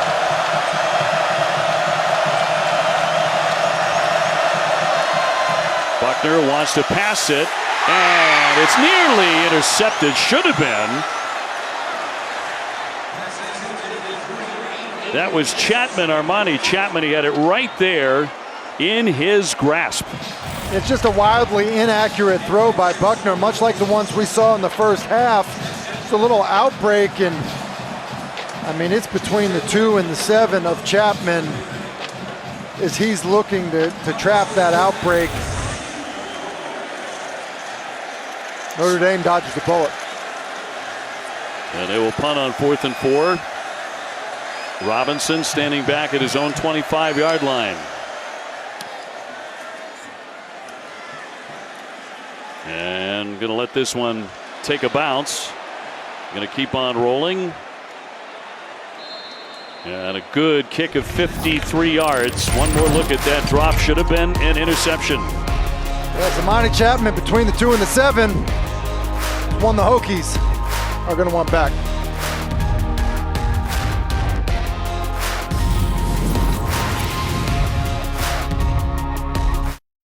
From 20 yards, and gives Virginia Tech its very first lead of the game. Williams turns the corner and look out. Dexter Williams in a foot race. 98-yard touchdown. Fake to Armstrong. Run. Book 5. Book to the end zone. Touchdown. Not many meetings, but some great football games. A lot of good football games, close ones, tightly contested, and I think your dog is even loving it. It's impressive you've taught him how to do that stuff, Dave. Hours and hours of relentless training, but it's paid off. Quarterback will fire, and it looked like it may have been tipped as he threw that one out, and pressure by Isaiah Pryor. And again, much like we saw earlier, pressure right in his face. See, just kind of unable to follow through, and then kind of awkwardly shaking that arm. We've seen that. The quarterbacks following through, hitting their hand on a helmet or an arm. Burmeister looks to be okay. 2nd down and 10 from the 17. Burmeister will hand that one off for Holston. He's also a very solid wide receiver as well. He'll gain 2 yards on that carry.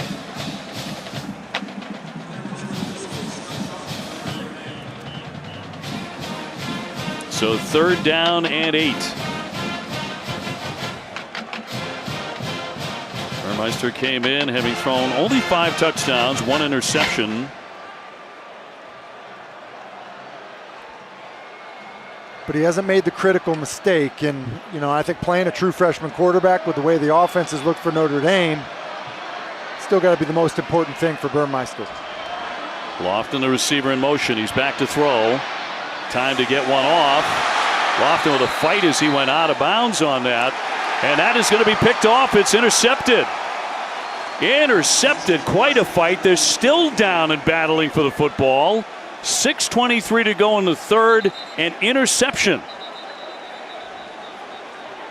Now that was the ruling on the field. Now they separate them. Well, Bracey just does a good job of undercutting it. The ball is left inside, and that's an interception. Yeah, that's Tariq Bracey, the senior. And just as I'm saying, you know, he hasn't made that critical mistake. Here it comes. You know, you're backed up. You know, your team just nearly had a turnover, and Kyle Hamilton kind of mixing it up a little bit. Some of the Virginia Tech players, but that ball's just left inside. And because of that, Bracey's able to drive on it and make the play. Bracey with a heck of a play. Ball spotted on the 19.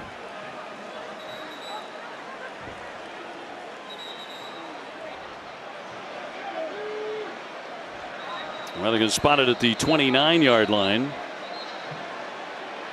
And the 10th interception this season for the Fighting Irish, third most in FBS. Well, they certainly have been ball hawks, and Bracey does a good job there. So Tyler Buckner trying to lead Notre Dame back to the end zone again. Williams in the backfield. And the quarterback will keep it. He's going to bust ahead across the 20-yard line. Buckner continues to gain tough yards, stopped by Chamari Connor, but he'll gain 11. Yeah, just watch this move on Holyfield, the linebacker. I mean, that is breaking ankles there. Playing with two high safeties, they decide to run the ball, quarterback run, and that's not down in two-hand touch.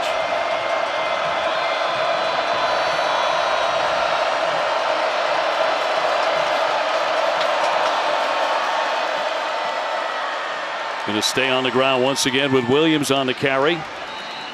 Williams bottled up by Peoples, a 5-yard gain for the Fighting Irish. After the interception, trying to turn that into more points here in Blacksburg with the Hokies up by 2.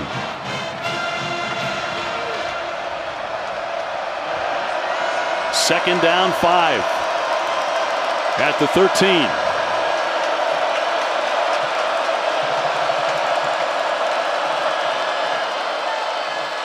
Williams on a carry to the 10. Connor with the stop. And it just feels like Notre Dame is running the football better with their backs because of the threat of Buckner as a runner. And this just be an interesting opportunity for a response. You think about how that last drive nearly ended with an interception. Brian Kelly in the ear of Tyler Buckner. Now they get a break with getting the ball in the red zone. See if they put it in his hands on third down. Williams and Diggs. Two backs there along with Buckner. On the shotgun. Another handoff. Trying to get into the end zone. It's Williams. Gets free and he dives ahead and he's going to score. 6 for the Irish. And there were 3 missed tackles as he gets in a 10-yard rumble to the end zone. You said it, 3 missed tackles. What an outstanding effort by Williams. There's one there. There's Chamari Connor, who's an excellent tackler. That is power, balance, and outstanding effort to Kyron Williams. So a quick turnaround, a touchdown after the pick. And Notre Dame back in front, 4:29 to go here in the third. And with the extra point, 21-16. Well, how about a little complimentary football for the Irish? First, big play on defense, 10th pick of the year. And then how about the effort from Kyron Williams on the run to punch it in for Notre Dame.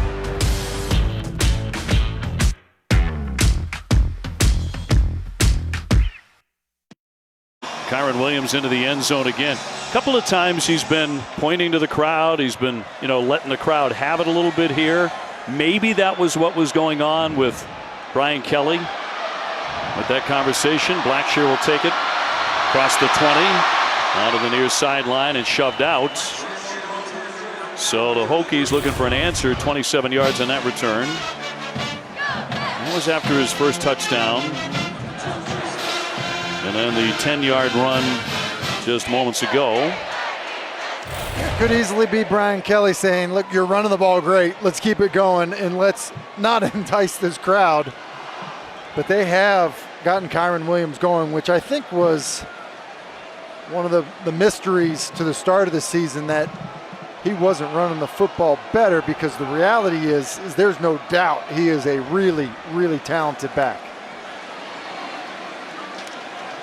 Burmeister with a little play action will roll, and incomplete, and intended for Tavian Robinson as we take a look at tonight's running back spotlight, brought to you by Arby's. Well, pretty obvious which way we're going with Notre Dame. It's Kyren Williams, and he's done a really good job in all areas. Same thing with Raheem Blackshear, who's been good on the ground, good catching the ball to the backfield, and I would expect Virginia Tech to continue to try to find ways to get Blackshear the football. Second down and 10. Burmeister throws short and complete right around the 40-yard line. That goes to Caleb Smith, and a 10-yard gain. We shall see. It's going to be close. Yeah, and to be honest with you, I don't know that they got a favorable spot. Going to dive ahead and pick up the first down here on 3rd and short. So just shy on the reception, but pick up the first down on the carry.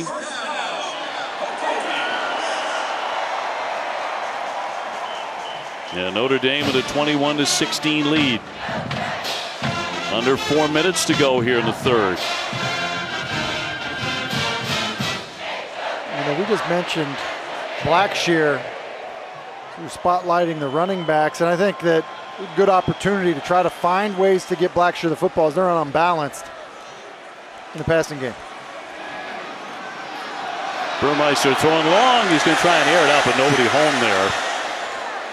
Nobody within a mile.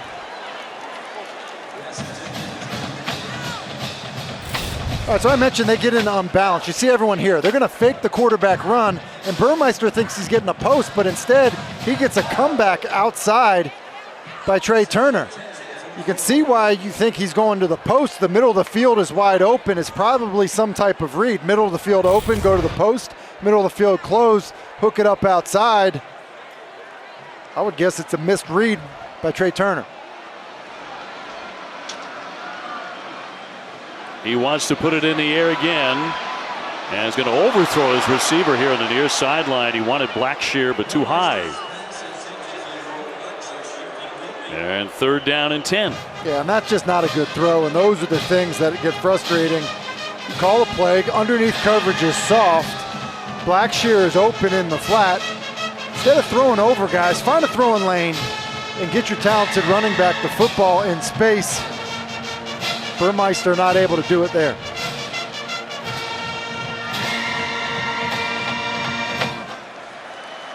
Hokies facing 3rd and long at the 41. Burmeister stepping up, has to run out of there. Notre Dame will drag him down. Ademilola with the tackle, and he is hurt. Burmeister kind of grabbing at that arm in the shoulder area as he was dragged down. You see, and it looks like he's kind of grabbing his right shoulder, but he's got a defender on top of him and just kind of gets driven to the ground. And I think oftentimes you see quarterbacks get injured that way. Your weight plus the weight of the defenders. It looks like he grabs for it immediately.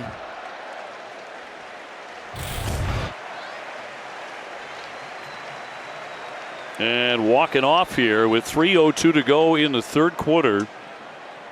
And Notre Dame on top 21-16. And on 4th and 6, Hokies to punt. So the Irish about to get it back. Under 3 minutes left in the quarter. Williams back there, and we'll let that one bounce. They'll keep on bouncing. It takes a Hokies bounce. 53 yards with that punt. And let's go to Kelsey for more on Kyren Williams. Well, I got to catch up with Kyren this week, and one of the things that they talked about all throughout the week really is just how different this offensive line is and how they have struggled running the ball. They lost 4 offensive linemen to the NFL last year, and Kyren told me, look, I've got to do what I can to make stuff happen on my own. You can't change the past. The other thing I talked to him about was this environment, and he pointed out, look, this is my first year really playing in crowds like this. And so he said, I can't let myself get too emotional and in the moment, because he really does feed off the energy. Well, he's in the end zone right now with Tyler Buckner, who came on in the first half to take over the quarterback duties and has not let go. He's going to run out of there with the football. And Tisdale with the tackle on Buckner, a 6-yard gain. Yeah, I love the fearlessness of Buckner as a runner. I mean, backed up, with your feet in the end zone as you're catching this snap, and the way he attacks. I mean, he runs as if he weighs about 225 pounds, not 215 pounds. He can take a lick. He's taking some hits. 2nd down 4. And Williams with the carry off to the left. And tied up by Josh Fuga after a 3-yard gain.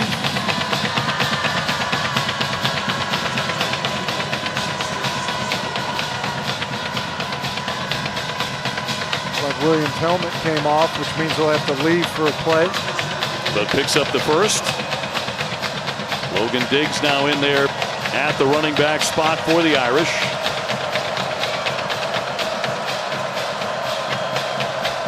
As we close in on the 4th quarter here at Lane Stadium. 1st down 10. And off again. And once again, it's going to be Diggs with the carry. Tisdale with another tackle, a 5-yard gain.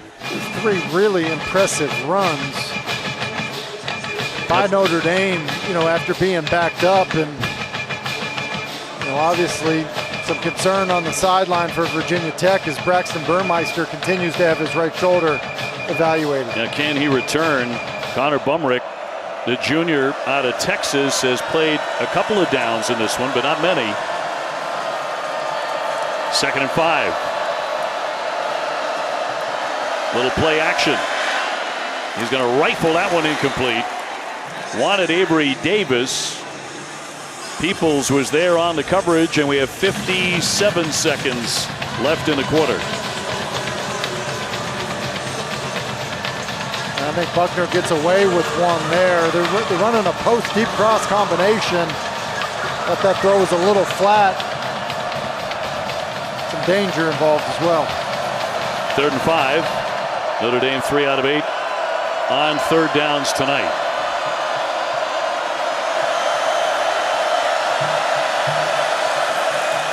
Buckner wants to throw and picked off.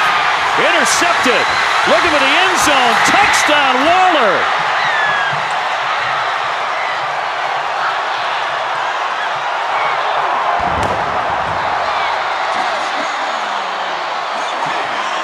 His 4th interception of the season.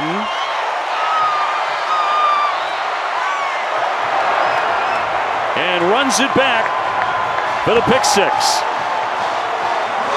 And just like that, the Hokies are on top with 50 seconds to go in the 3rd. It's an outstanding play by Jermaine Waller. He just jumps the route. He doesn't have anybody behind him. It's just seeing what's in front of him and reading the quarterback through the wide receiver. And they're going to go for 2. Hokies on top 22-21, looking for a 2-point conversion. Blumrick is in there along with Holston at quarterback at the running back spot, and a flag is down. False start, offense, number 86. 5-yard penalty, remains the try down. That is the tight end Gallo with the false start. Waller has just been sensational. 4 picks. Former standout high school quarterback in D.C. As Tim often tells us, your best athletes are always your quarterback. Everyone knows that's the case on both sides of the ball tonight as well. And interesting here, obviously going for 2 even after the false start penalty, which now I think means that Blumrick has got to end up throwing the football.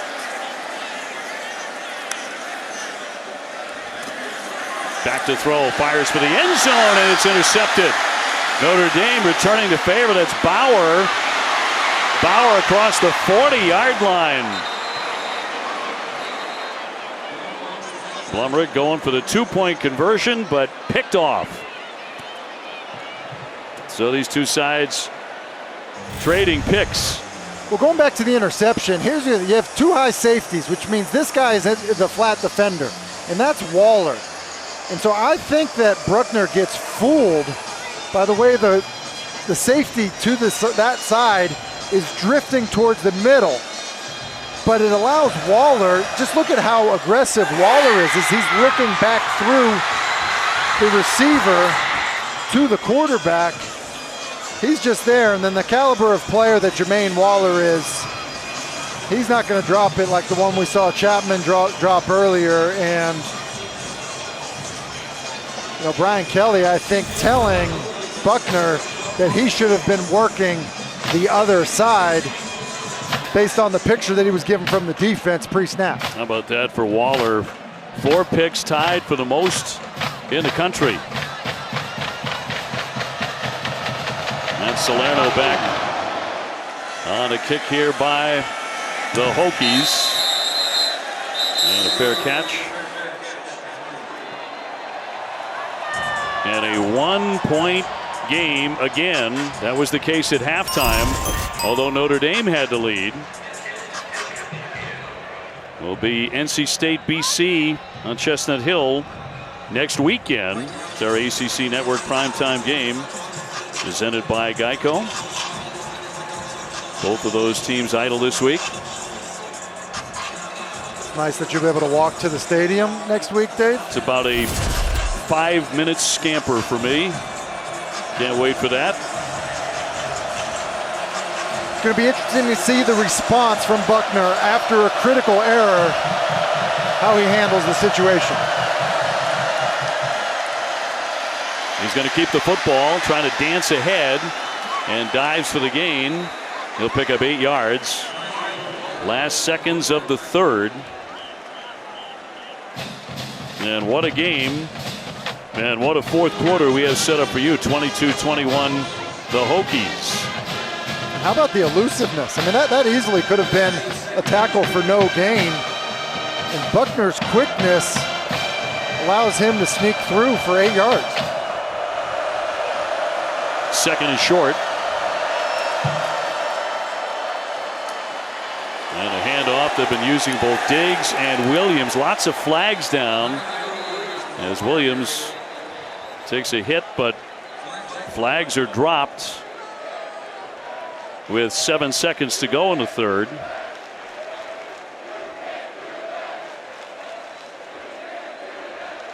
And take a look. It's just a crackback. Here's the other issue with it is that is a high hit.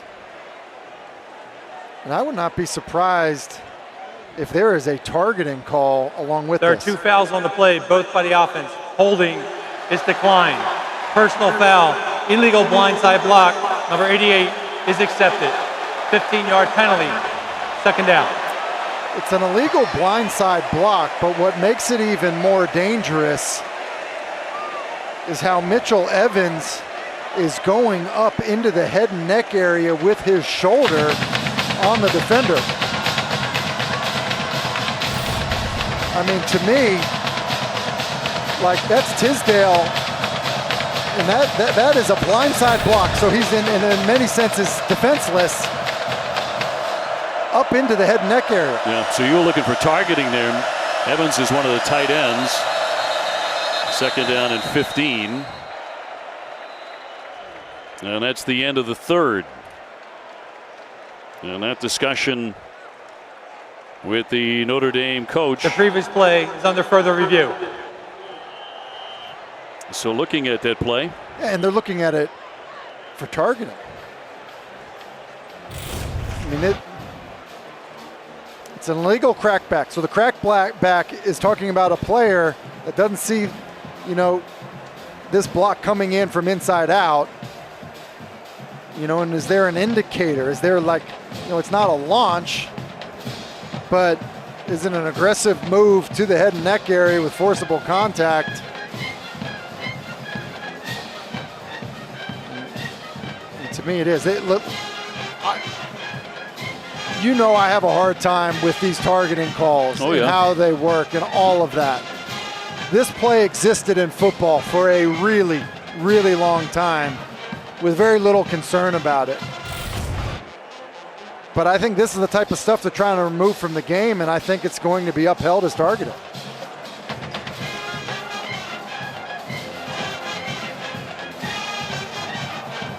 So that's exactly what they're reviewing right now here in Blacksburg on Mitchell Evans, the freshman from Ohio. And this is the last look we have for you. He wears number 88. Yeah, I mean, is there an indicator? Like, he is approaching Tisdale. Yeah, that's the best we have for you, by the way. Lowering the head before attacking by initiating forcible contact with the crown of the helmet. Yeah, and I don't think crown of the helmet is in play here because I think he's initiating it with his shoulder, but that doesn't mean that it still can't be targeted. Leading with the helmet, shoulder, forearm, fist, hand, or elbow to attack with forcible contact at the head or neck area. And that's where I think it comes in, and because we're talking about an illegal blindside block, I think they kind of think he's defenseless. That's the end of the third quarter. After further review, personal foul targeting number 88 offense. Number 88 is disqualified. The 15-yard penalty for the blindside block was already enforced. Mitchell Evans disqualified. His night is over for targeting. And also the end of the third quarter. So it's on to the fourth. Should be a dandy. Virginia Tech 22, Notre Dame 21. Down the stretch we come.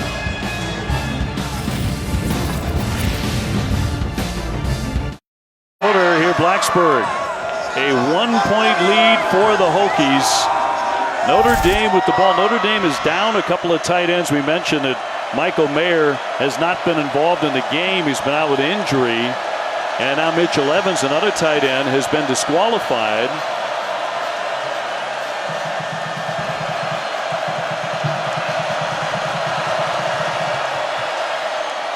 And a quarterback to keep the football and dive ahead. And a 3-yard pickup for Buckner. You know, Notre Dame's got to get something going offensively. Not a single passing yard in the third quarter for the Irish offense. And you know, Buckner, for as good as he was in the first half,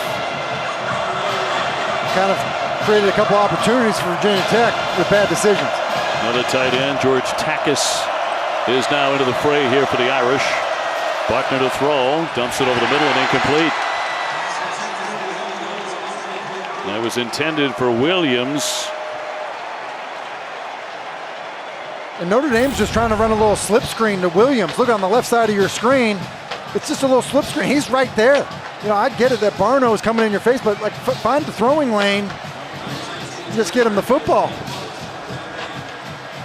You know, for as poised and calm as Buckner seemed when he first came in, it seems like it's spinning a little bit out of control at this point as Brian Kelly's having a talk with him on the sideline. And remember, this is a player who really didn't have a senior year of high school football, coming from California in a COVID environment. Robinson's going to jump on that at the 35-yard line, 42-yard kick. Tavion Robinson, Burmeister, well, he got knocked around a little bit earlier. Yeah, and it's been a concern for Virginia Tech. Dave, you mentioned earlier about the desire to get him to slide more as a runner, and he's just not a real big guy. And as many times as he's been running the football with a lot of contact around him, it's just been a bit of a struggle. You see him warming up and a bit of a grimace on his face as he's trying to do so. So Blumrick trying to run the offense here with a 1-point advantage. He's going to pitch this one and trying for that left side. It's Thomas. Thomas chased down by Lewis. Clarence Lewis and a 3-yard gain. And you know, for Blumrick, they like him a lot as a player. There's always a plan to have him in the lineup and playing and have a plan for him. But I don't know how they feel about him as a passer in passing situations, so wouldn't be surprised if we see Knox Kadum, the other backup. Kadum, good size at 6'3", about 200 pounds. And staying on the ground here for more on Burmeister. Let's toss it down to Kelsey. Well, guys, when he originally came out, he came over and took a seat on the sideline, and they were really checking out his whole entire right arm from his shoulder all the way down to his fingers. He got up off the bench, he threw a couple of passes, and then that's when they decided to take him back into the locker room. And he spent a significant amount of time there. Now he's back on the sidelines, and the good news is he is throwing, so it doesn't look like he's been completely ruled out, since it's good to see him throwing, but we'll see what they do from here on out. Yeah, when he threw one of them, it looked like he wind-staffed it out on the sideline. Pressure, but got the pass away to Blackshear, but nothing doing there.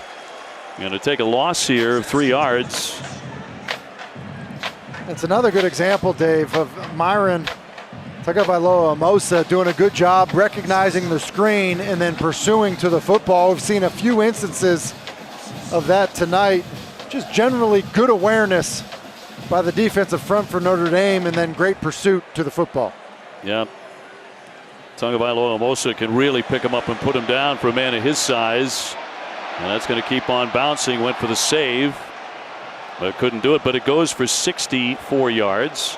22-21 Virginia Tech.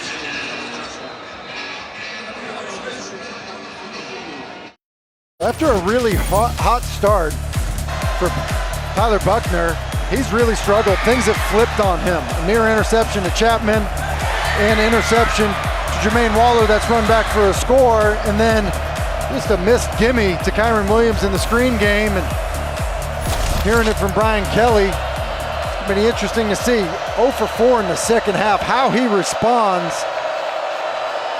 going forward. From his 20, they string him out. He'll get the pass away and complete to Austin.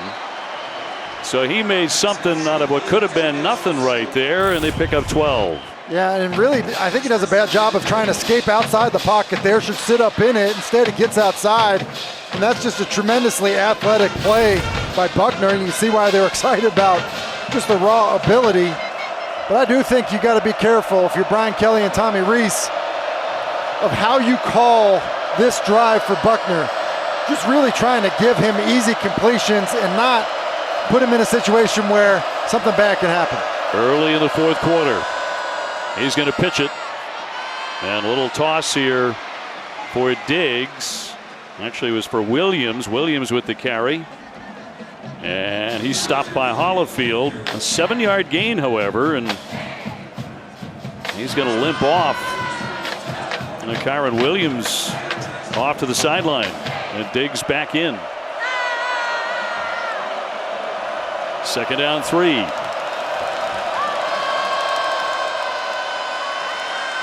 Diggs trying to get away and does make some extra yards out and into the sideline of Virginia Tech. He'll pick up 10. That's a really nice run by Diggs, and it's a poor angle by Dorian Strong. Virginia Tech has got bodies there. That really should end up being a tackle at the line of scrimmage, and Dorian Strong, you see the freshman right here, it just, it's crack replace basically. The receiver blocking you blocks in, you now become the force player. Dorian Strong just doesn't keep leverage, and Diggs with great speed to the perimeter.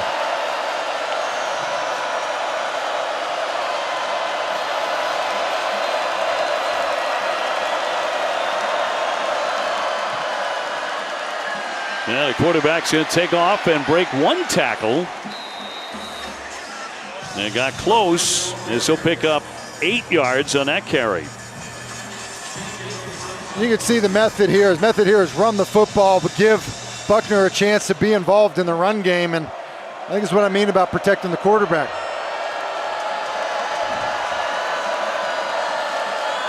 Second down 2. And it's Diggs. Good patience there through the line as he picks up the first down. Yeah, it's good patience, and it's a nice job of Kristofik, the left guard, holding some strength at the point of attack. And if you're Virginia Tech, you have to start to think, all right, how do we get other guys involved in support in the run game? because right now Notre Dame's having their way with you running the football.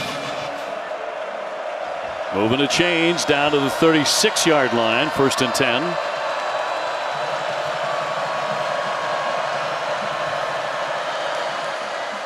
Buckner once again keeping it on the ground.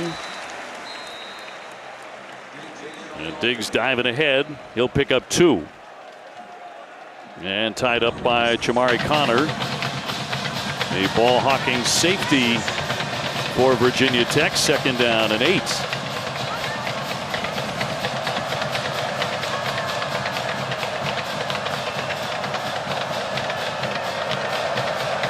Nine minutes to go in the contest.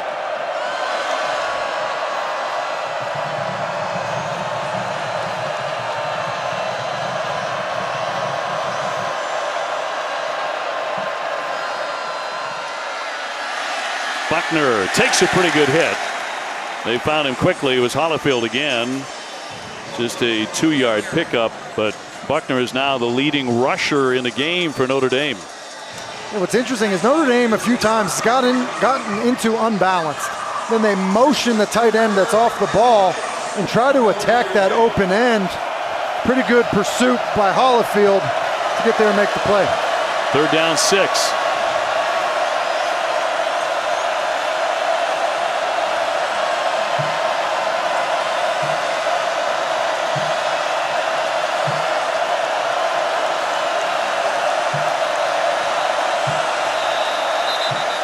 And a timeout. First charge, timeout. Notre Dame. Immediate timeout. With 8:04 remaining and a 1-point game.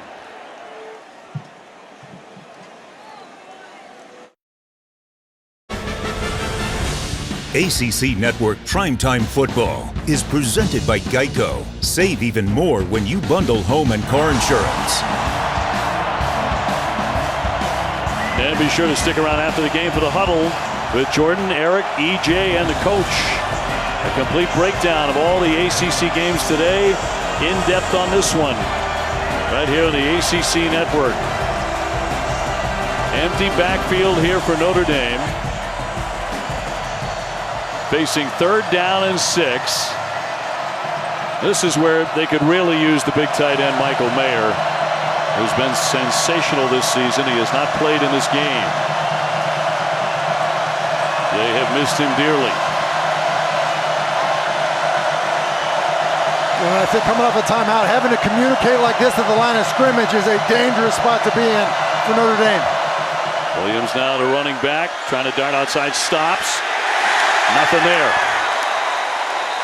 Gain just 1 yard, Tim. And Notre Dame's just one-dimensional right now, Dave. I mean, have not completed a pass in the second half, and they've just decided.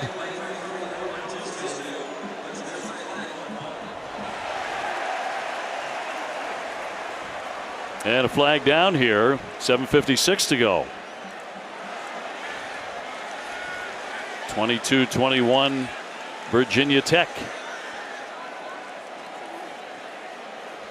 Personal foul, flipping offense, number 73. 15-yard penalty, 3rd down.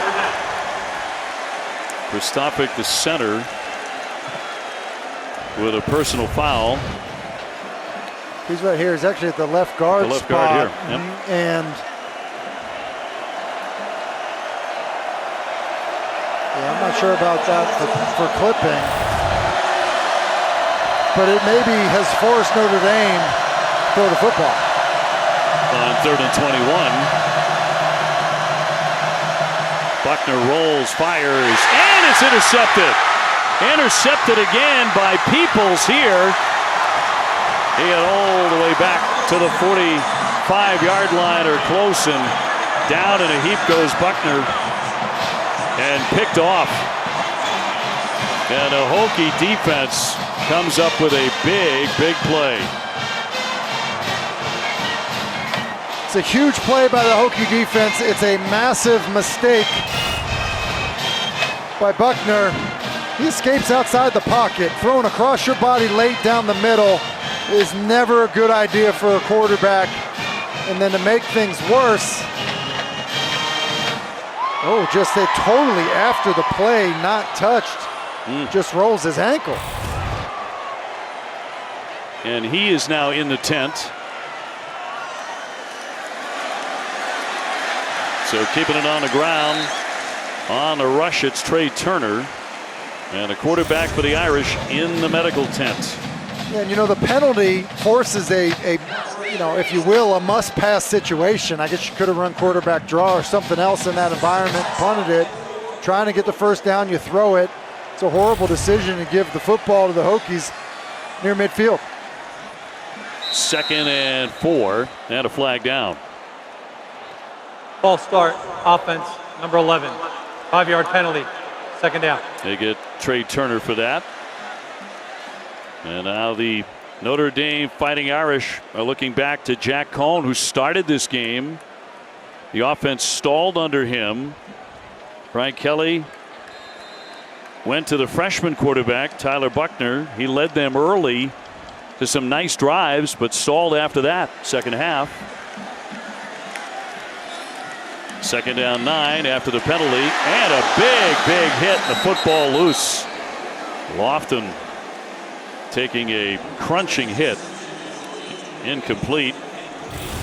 And that's Kyle Hamilton. You can see why people are so excited about him, and I think he does a great job on this bang play of keeping his head out of it. It's so hard to play defensive back, but it appears as he's approaching a defenseless receiver that he does an excellent job of still making a huge hit, but taking the head out of the tackle and out of the way of the head and neck area of the receiver. 3rd and 9 from the 45. Burmeister tucks it. He's going to run, and he's going to get that first down.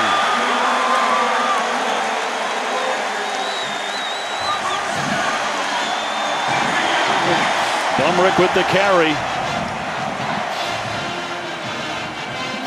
I feel like we could be doing the Army-Navy game right now, Dave, with the way that these quarterbacks are running the football rather than passing the football, but it seems like that's what is the direction that's best for both offenses right now. With Connor Blumrick in the lineup, he's much more dangerous as a runner than as a passer at this point. 1st down and 10. They're going to hand off this time. And a rush by Holston. And he'll pick up 4.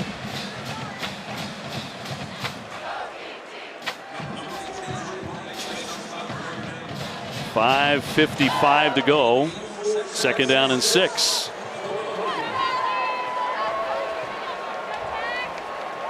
And I will tell you, because the expectation was not, some of these inside quarterback runs that you're getting with Blumrick.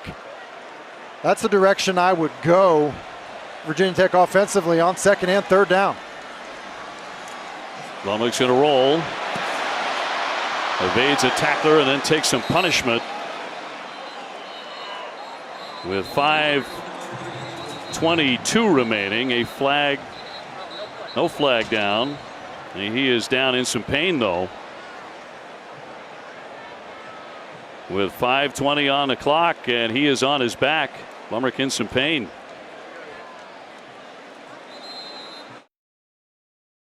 Well, a good sign there as Blumrick is going to walk off with some help. Connor Blumrick just made a scintillating run moments ago.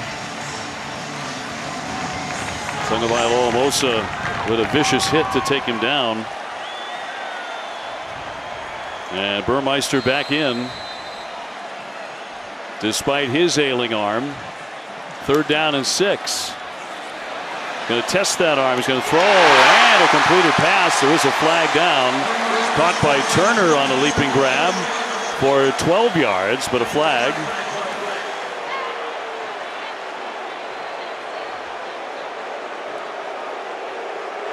In a 1-point game.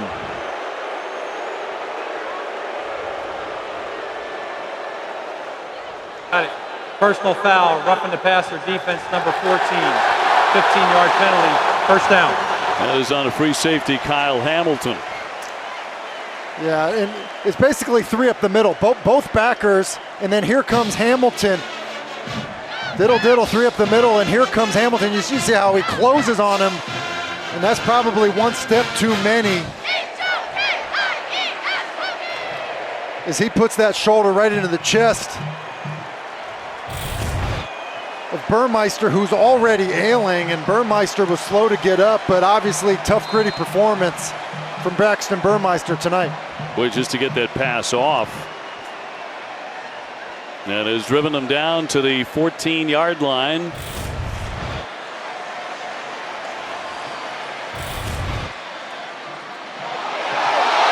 And torn down is Holston. And another flag down on this play.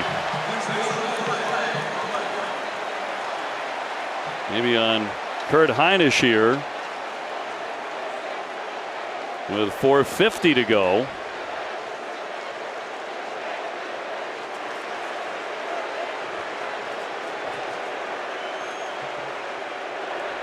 There's no foul for horse collar. The contact occurred while the runner was still in the tackle box. Second down. Still in the tackle box. The nameplate does count as a horse collar, but it's inside the tackle box. And it's also not like immediately pulling them down and yanking them from behind, which is the horse collar play. The fans don't like it, but that is the right call. They certainly don't. Second down and 13. Burmeister, despite the bad wing, trying to get the Hokies into the end zone again. And the handoff here and nudged out of bounds, going with Jalen Holston again. He's going to lose yardage there, going to lose 3 yards. And losing 3 yards going sideways. Ends up putting you in a really unique situation here. 3rd and 15, obviously unlikely that you're going to get the first down. I think at this point you're more thinking about how can we make this an easier, more direct field goal. John Parker Romo, who has hit them from 19, 52, and 26 so far tonight. Burmeister flushed out of there.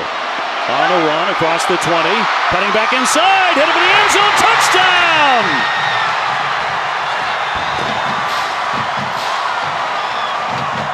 Braxton Burmeister, a 19-yard touchdown scamper for the Hokies.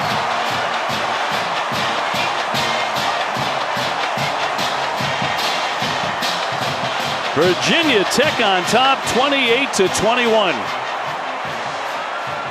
A 9-play, 56-yard scoring drive. And practically crumbling when he gets to the sideline. Well, that's why I was curious if they were going to throw the football in that situation. They call a pass. He clearly doesn't throw it. What a gutty performance by Braxton Burmeister. Extra point is good to make it 29-21. He's in agony, but he runs it in from 19. In agony, shoulder killing him, gets drilled on a roughing the passer, and then able to fight through it as he runs to the football and has to be helped off the field. What an effort by Burmeister.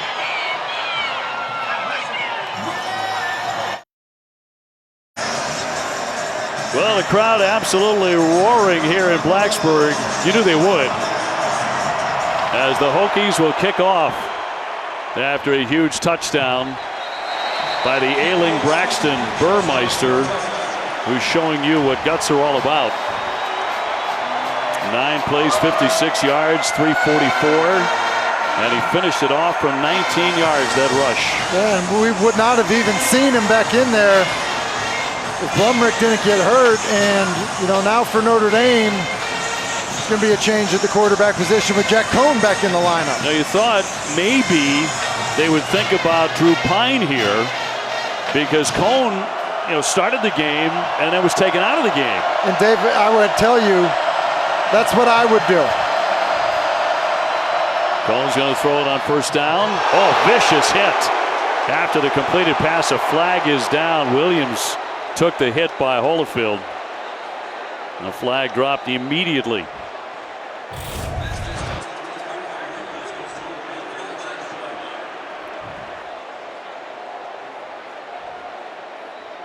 They're looking for targeting here. Personal foul, targeting, defense number 4. 15-yard penalty, first down. The previous play is under further review. Dax Hollifield, a junior from Shelby, North Carolina. Underneath 4 minutes to go here in the fourth. 29-21, Virginia Tech.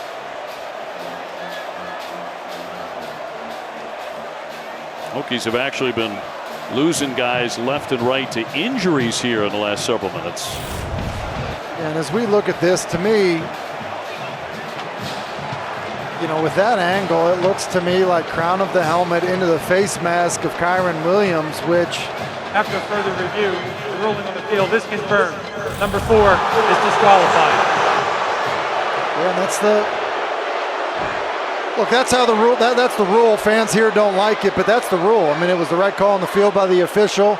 It's crown of the helmet into the face mask of Kyron Williams, and, you know, obviously assists this drive for Notre Dame.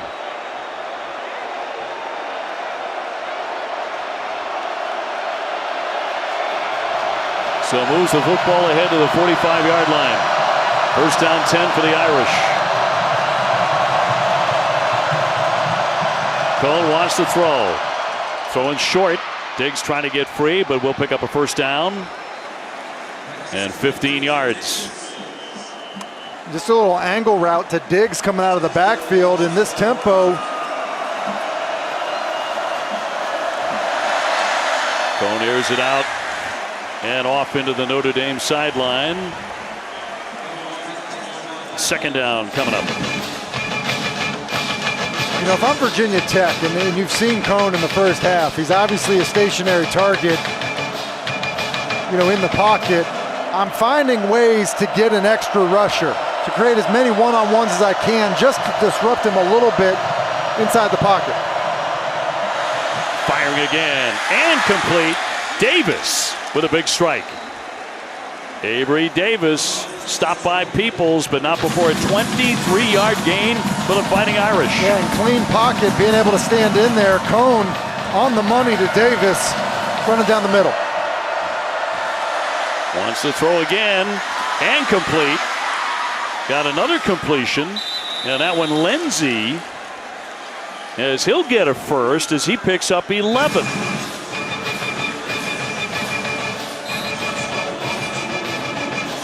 Buckner watching. Notre Dame driving. First and goal. 3 minutes to play. Cohn again. Diggs trying to dance and dropped inside the 5-yard line. Stopped by Nasir Peoples. He picks up 2. Yeah, it was almost a missed tackle by Peoples. He's able to get him down. Remember, no Michael Mayer down here. The guys you're looking for are Avery Davis and Kevin Austin. Notre Dame knocking on the door. He's going to throw it, and right there at the goal line stop, but did he get in? He did. Touchdown. Notre Dame with a touchdown. Avery Davis from 4 yards. And the Irish are on the board again. 29-27. Yeah, and Avery Davis just lined up inside. He releases into the wake of Braden Lindsey, and that basically gives him a little bit of separation. A good accurate throw, good timing by Cohn. And now here, without the threat of quarterback run, you know, I would expect some type of pick or rub play out of this receiver group in the bunch here up top for Notre Dame. Going for 2. And a timeout.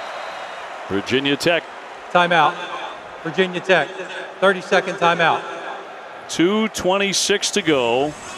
Right down to the end we come. Notre Dame going for the 2-point conversion to tie it. And how incredible has this drive been for Notre Dame? I mean, the completion of Kyron Williams, the targeting call, the angle route to Diggs for a big pickup. A nice strike over the middle to Avery Davis.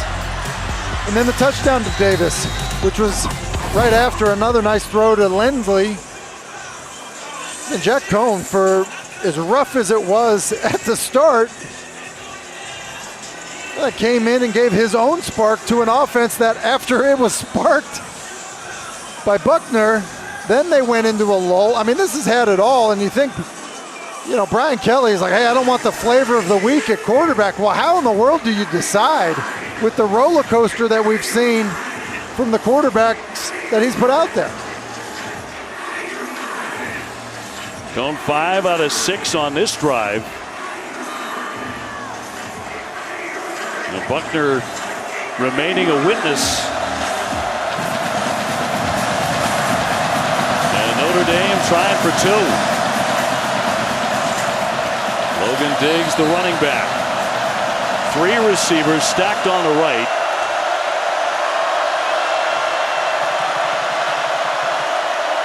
Cohn takes the snap. Looking, rolling, looking, throws it up for grabs, and a catch is made. It's Austin in the end zone for 2. A sensational catch by Kevin Austin in heavy traffic, and we are tied 29-29. Goodness gracious. Goodness gracious is right. Notre Dame tries to run a play very similar to the play that they ran for touchdown, is they're trying to get Davis in the flat right away. Well, it's not there. And as Cohn escapes outside of the right, I don't think he's throwing this to Kevin Austin. I think he's trying to get that to Avery Davis, knowing he's got to get it out of his hands. What a catch. And it's just amazing hustle by Kevin Austin, who's running a stick route, and then he's working for his quarterback. Well, I guess you never stop working, right? No, that play took half an hour. It was amazing. As Cohn just decided to kind of escape out to the right. And look, rather than being a receiver, just watch your quarterback run and go work for him. Get near the football, good things will happen. Well, Cohn certainly in the clutch, but Kevin Austin working, never gave up on it. Makes a sensational catch. For the 2-point conversion, we're tied at 29. And so Virginia Tech trying to take it out of there, but the coverage by the special teams. Jalen Holston, he stopped. It's a remarkable play. Keep an eye here, though, on Josh Lugg, the right tackle. Happens quite a bit when quarterback escapes outside the pocket. Kind of gets the takedown with no call, and then amazing effort by Jack Cohn and Kevin Austin. Well, does Braxton Burmeister have another magic moment in him? He's battered and bruised tonight, but he came through with a 19-yard touchdown run, and that's going to be incomplete, intended for Blackshear.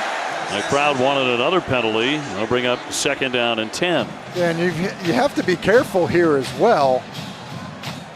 To get a first down, make sure you use some clock, because giving the football back to Notre Dame with a quarterback that looks red hot could end up costing you the football game with this drive right here.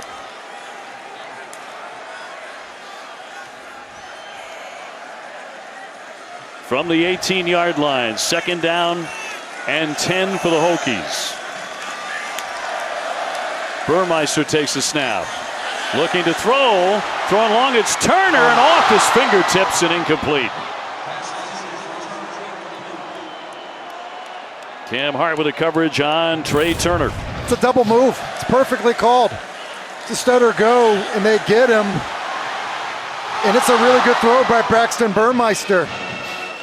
Trey Turner, that's a catch that he needs to make. Later hands and make that catch. It's a good throw with a quarterback whose shoulder is really bothering him. And it's a perfectly timed play call by Brad Cornelson, the offensive coordinator. 3rd down and 10. Pressure on Burmeister. He'll run with the football across the 20 and dives ahead. And he's going to gain 8. And bring up 4th down. And the clock running, under 2 minutes to play in a tie game. And Notre Dame will take a timeout, stopping the clock with 1:54 remaining. And bringing up 4th down and 1. Well, what a finish here. With about 2 minutes to play. There's been an awful lot of drama, really, on both sides of the football tonight.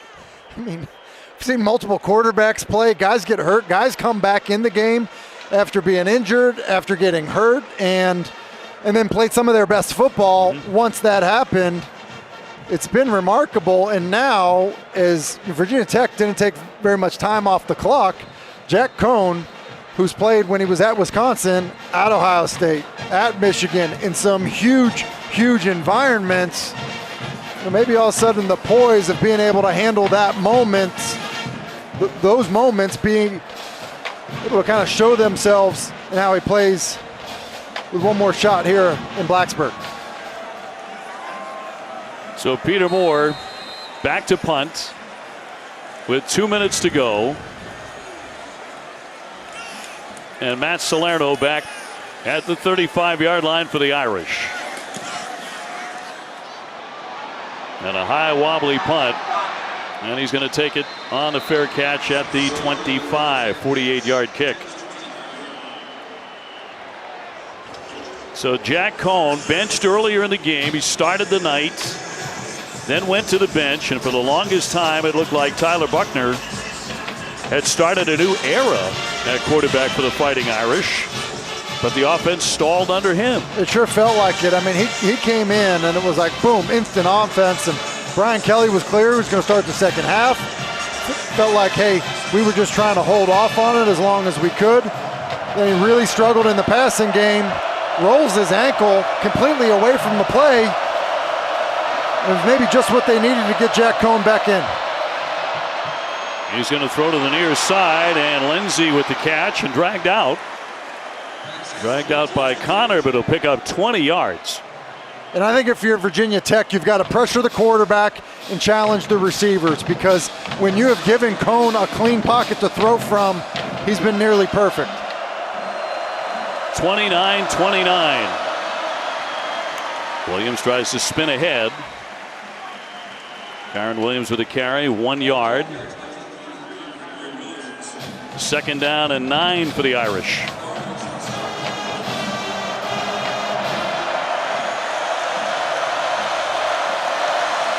Cohn looking and complete. He'll pick up another 1st down. That was Takis, tight end. We really didn't know if we'd see tonight. No, because of the injuries at tight end, Takis pretty much played every snap on offense, and it's a good job of Cohen. Again, clean pocket for Cohn. Good throw, completion of the tight end. Well, handoff once again. Trying to dance down that side. It's Williams once again with a carry. And looking like Derrick Henry with the stiff arm on Nasir Peoples, because that could have been a tackle at the line of scrimmage. Look at Kyron Williams. Saying, no, sir. Well, he's caught one for a touchdown. He's rushed for a touchdown. 42 seconds to go. Cohn looking downfield and broken up. They wanted Avery Davis. The stop by Jenkins. And there's Jonathan Doerer, who hit a 41-yarder in the first overtime to beat FSU in their opener, 41-38. Yeah, if you're Notre Dame right now, you got a play call here. You're probably running the football, trying to pick up the 1st down. Once you do that, have that next play called and run, because the clock's going to stop if you do, in fact, get the 1st down. 3rd and 1. Williams diving ahead. I'm not sure. Connor with the tackle. And the clock running down to 25 seconds. But that's Josh Fuga there. Number 6 makes a play. And now it forces Well, it looks like Virginia Tech is taking the timeout. And stop the clock with 20 seconds to play. And 4th down and 1. Timeout, Virginia Tech. Their second timeout of the half. 30-second timeout. I got to be honest, I'm not sure why Virginia Tech is taking a timeout there. It's 3rd and 1. You stop them. And now the clock is a huge issue. Notre Dame's got 1 timeout left. Notre Dame probably has to decide what they're going to do in this area of the field. And they put 22 seconds on the clock. So the Hokies taking a timeout there. 29-29. And Dorer, Jonathan Dorer, out of Charlotte, North Carolina. His long is 52. As mentioned, hit one in the clutch to beat FSU. And this would be from 48 yards.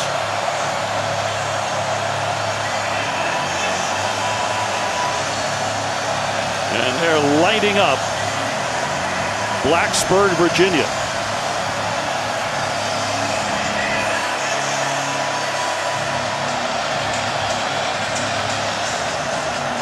And trying to ice the kicker, a 48-yard attempt.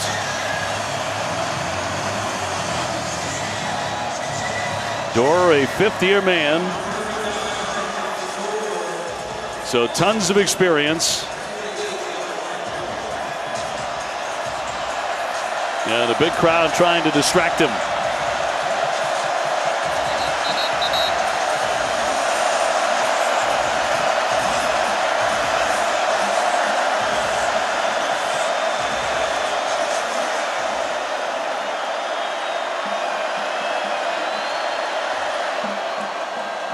And a bit of a delay here as Kelly has something to say. Let's get on to Kelsey. Guys, I'm standing right here, and it sounds like there's some type of laser that is in the stands that they're taking a look at that's being shot down here. So they're seeing what they can do about it right now. Feels like there's about 40,000 of them. Looked like they were lights on their phones. Well, a thrilling finish here. Jonathan Dorer about to attempt a 48-yard field goal here in Blacksburg in a 29-29 game. And at last we're ready.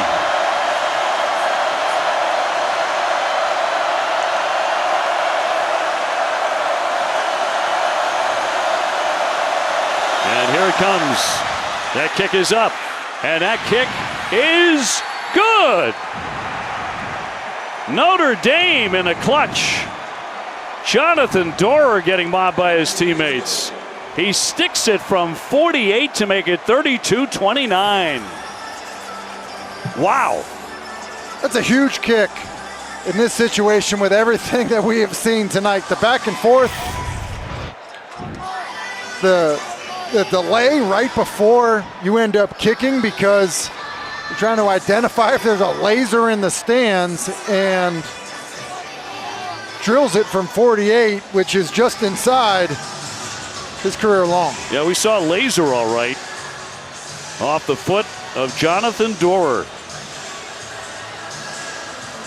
And Kelly and the Irish on top. Well, last year was a thriller as Virginia Tech almost pulled off a road upset. Irish won that one 21-20 at South Bend on a late drive in the final moments. And on a drive and a huge field goal has put Notre Dame in the lead 32-29 with 17 seconds to go. And he was as cool as the other side of the pillow. I mean, 2 drives that were absolutely outstanding by Cone. So Thomas takes the kick. And he's going to be tied up by the Irish. Very quick to react on special teams with 13 seconds to play. Xavier Watts there. First man to find him.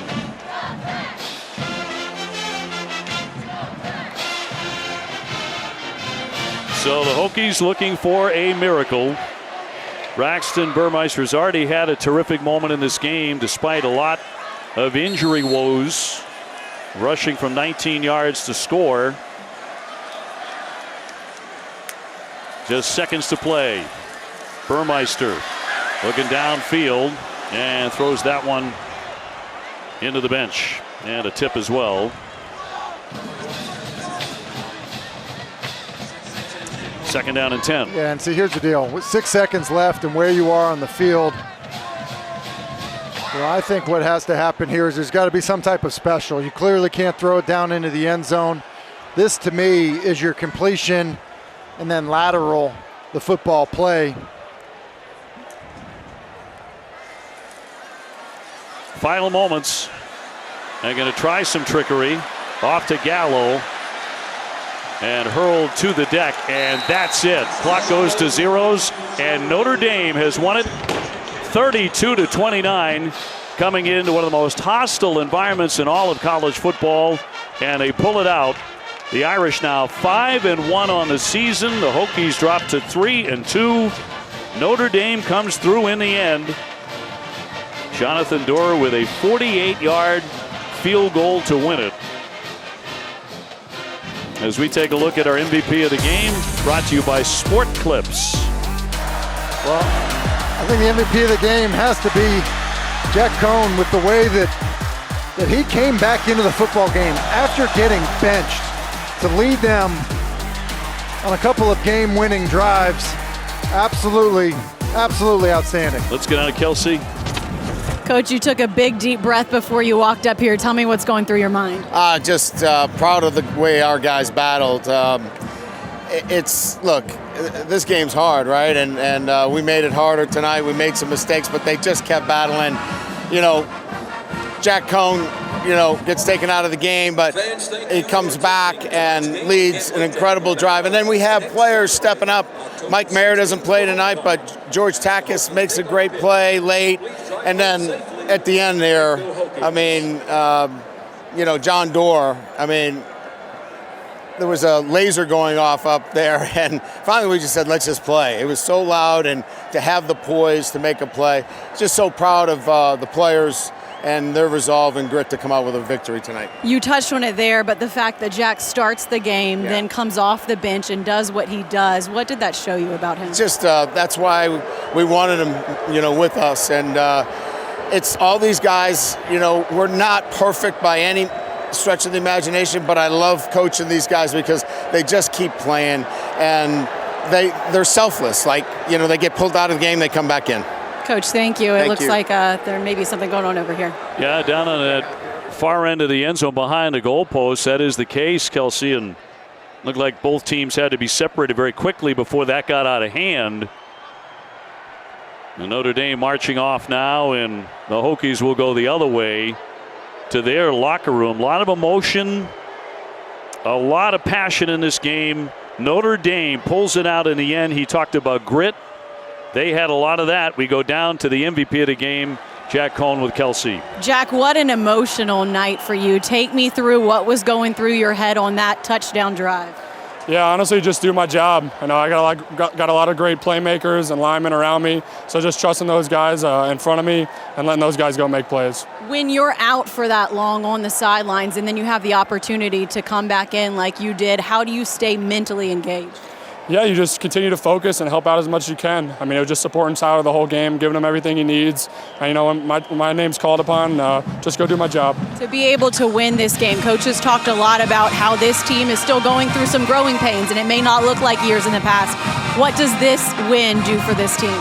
It means a ton for the team. It's all about winning. Doesn't matter how pretty it is. At the end of the day, if we win, if we score one more point than the other team, that's all that matters, and hopefully we continue to get better.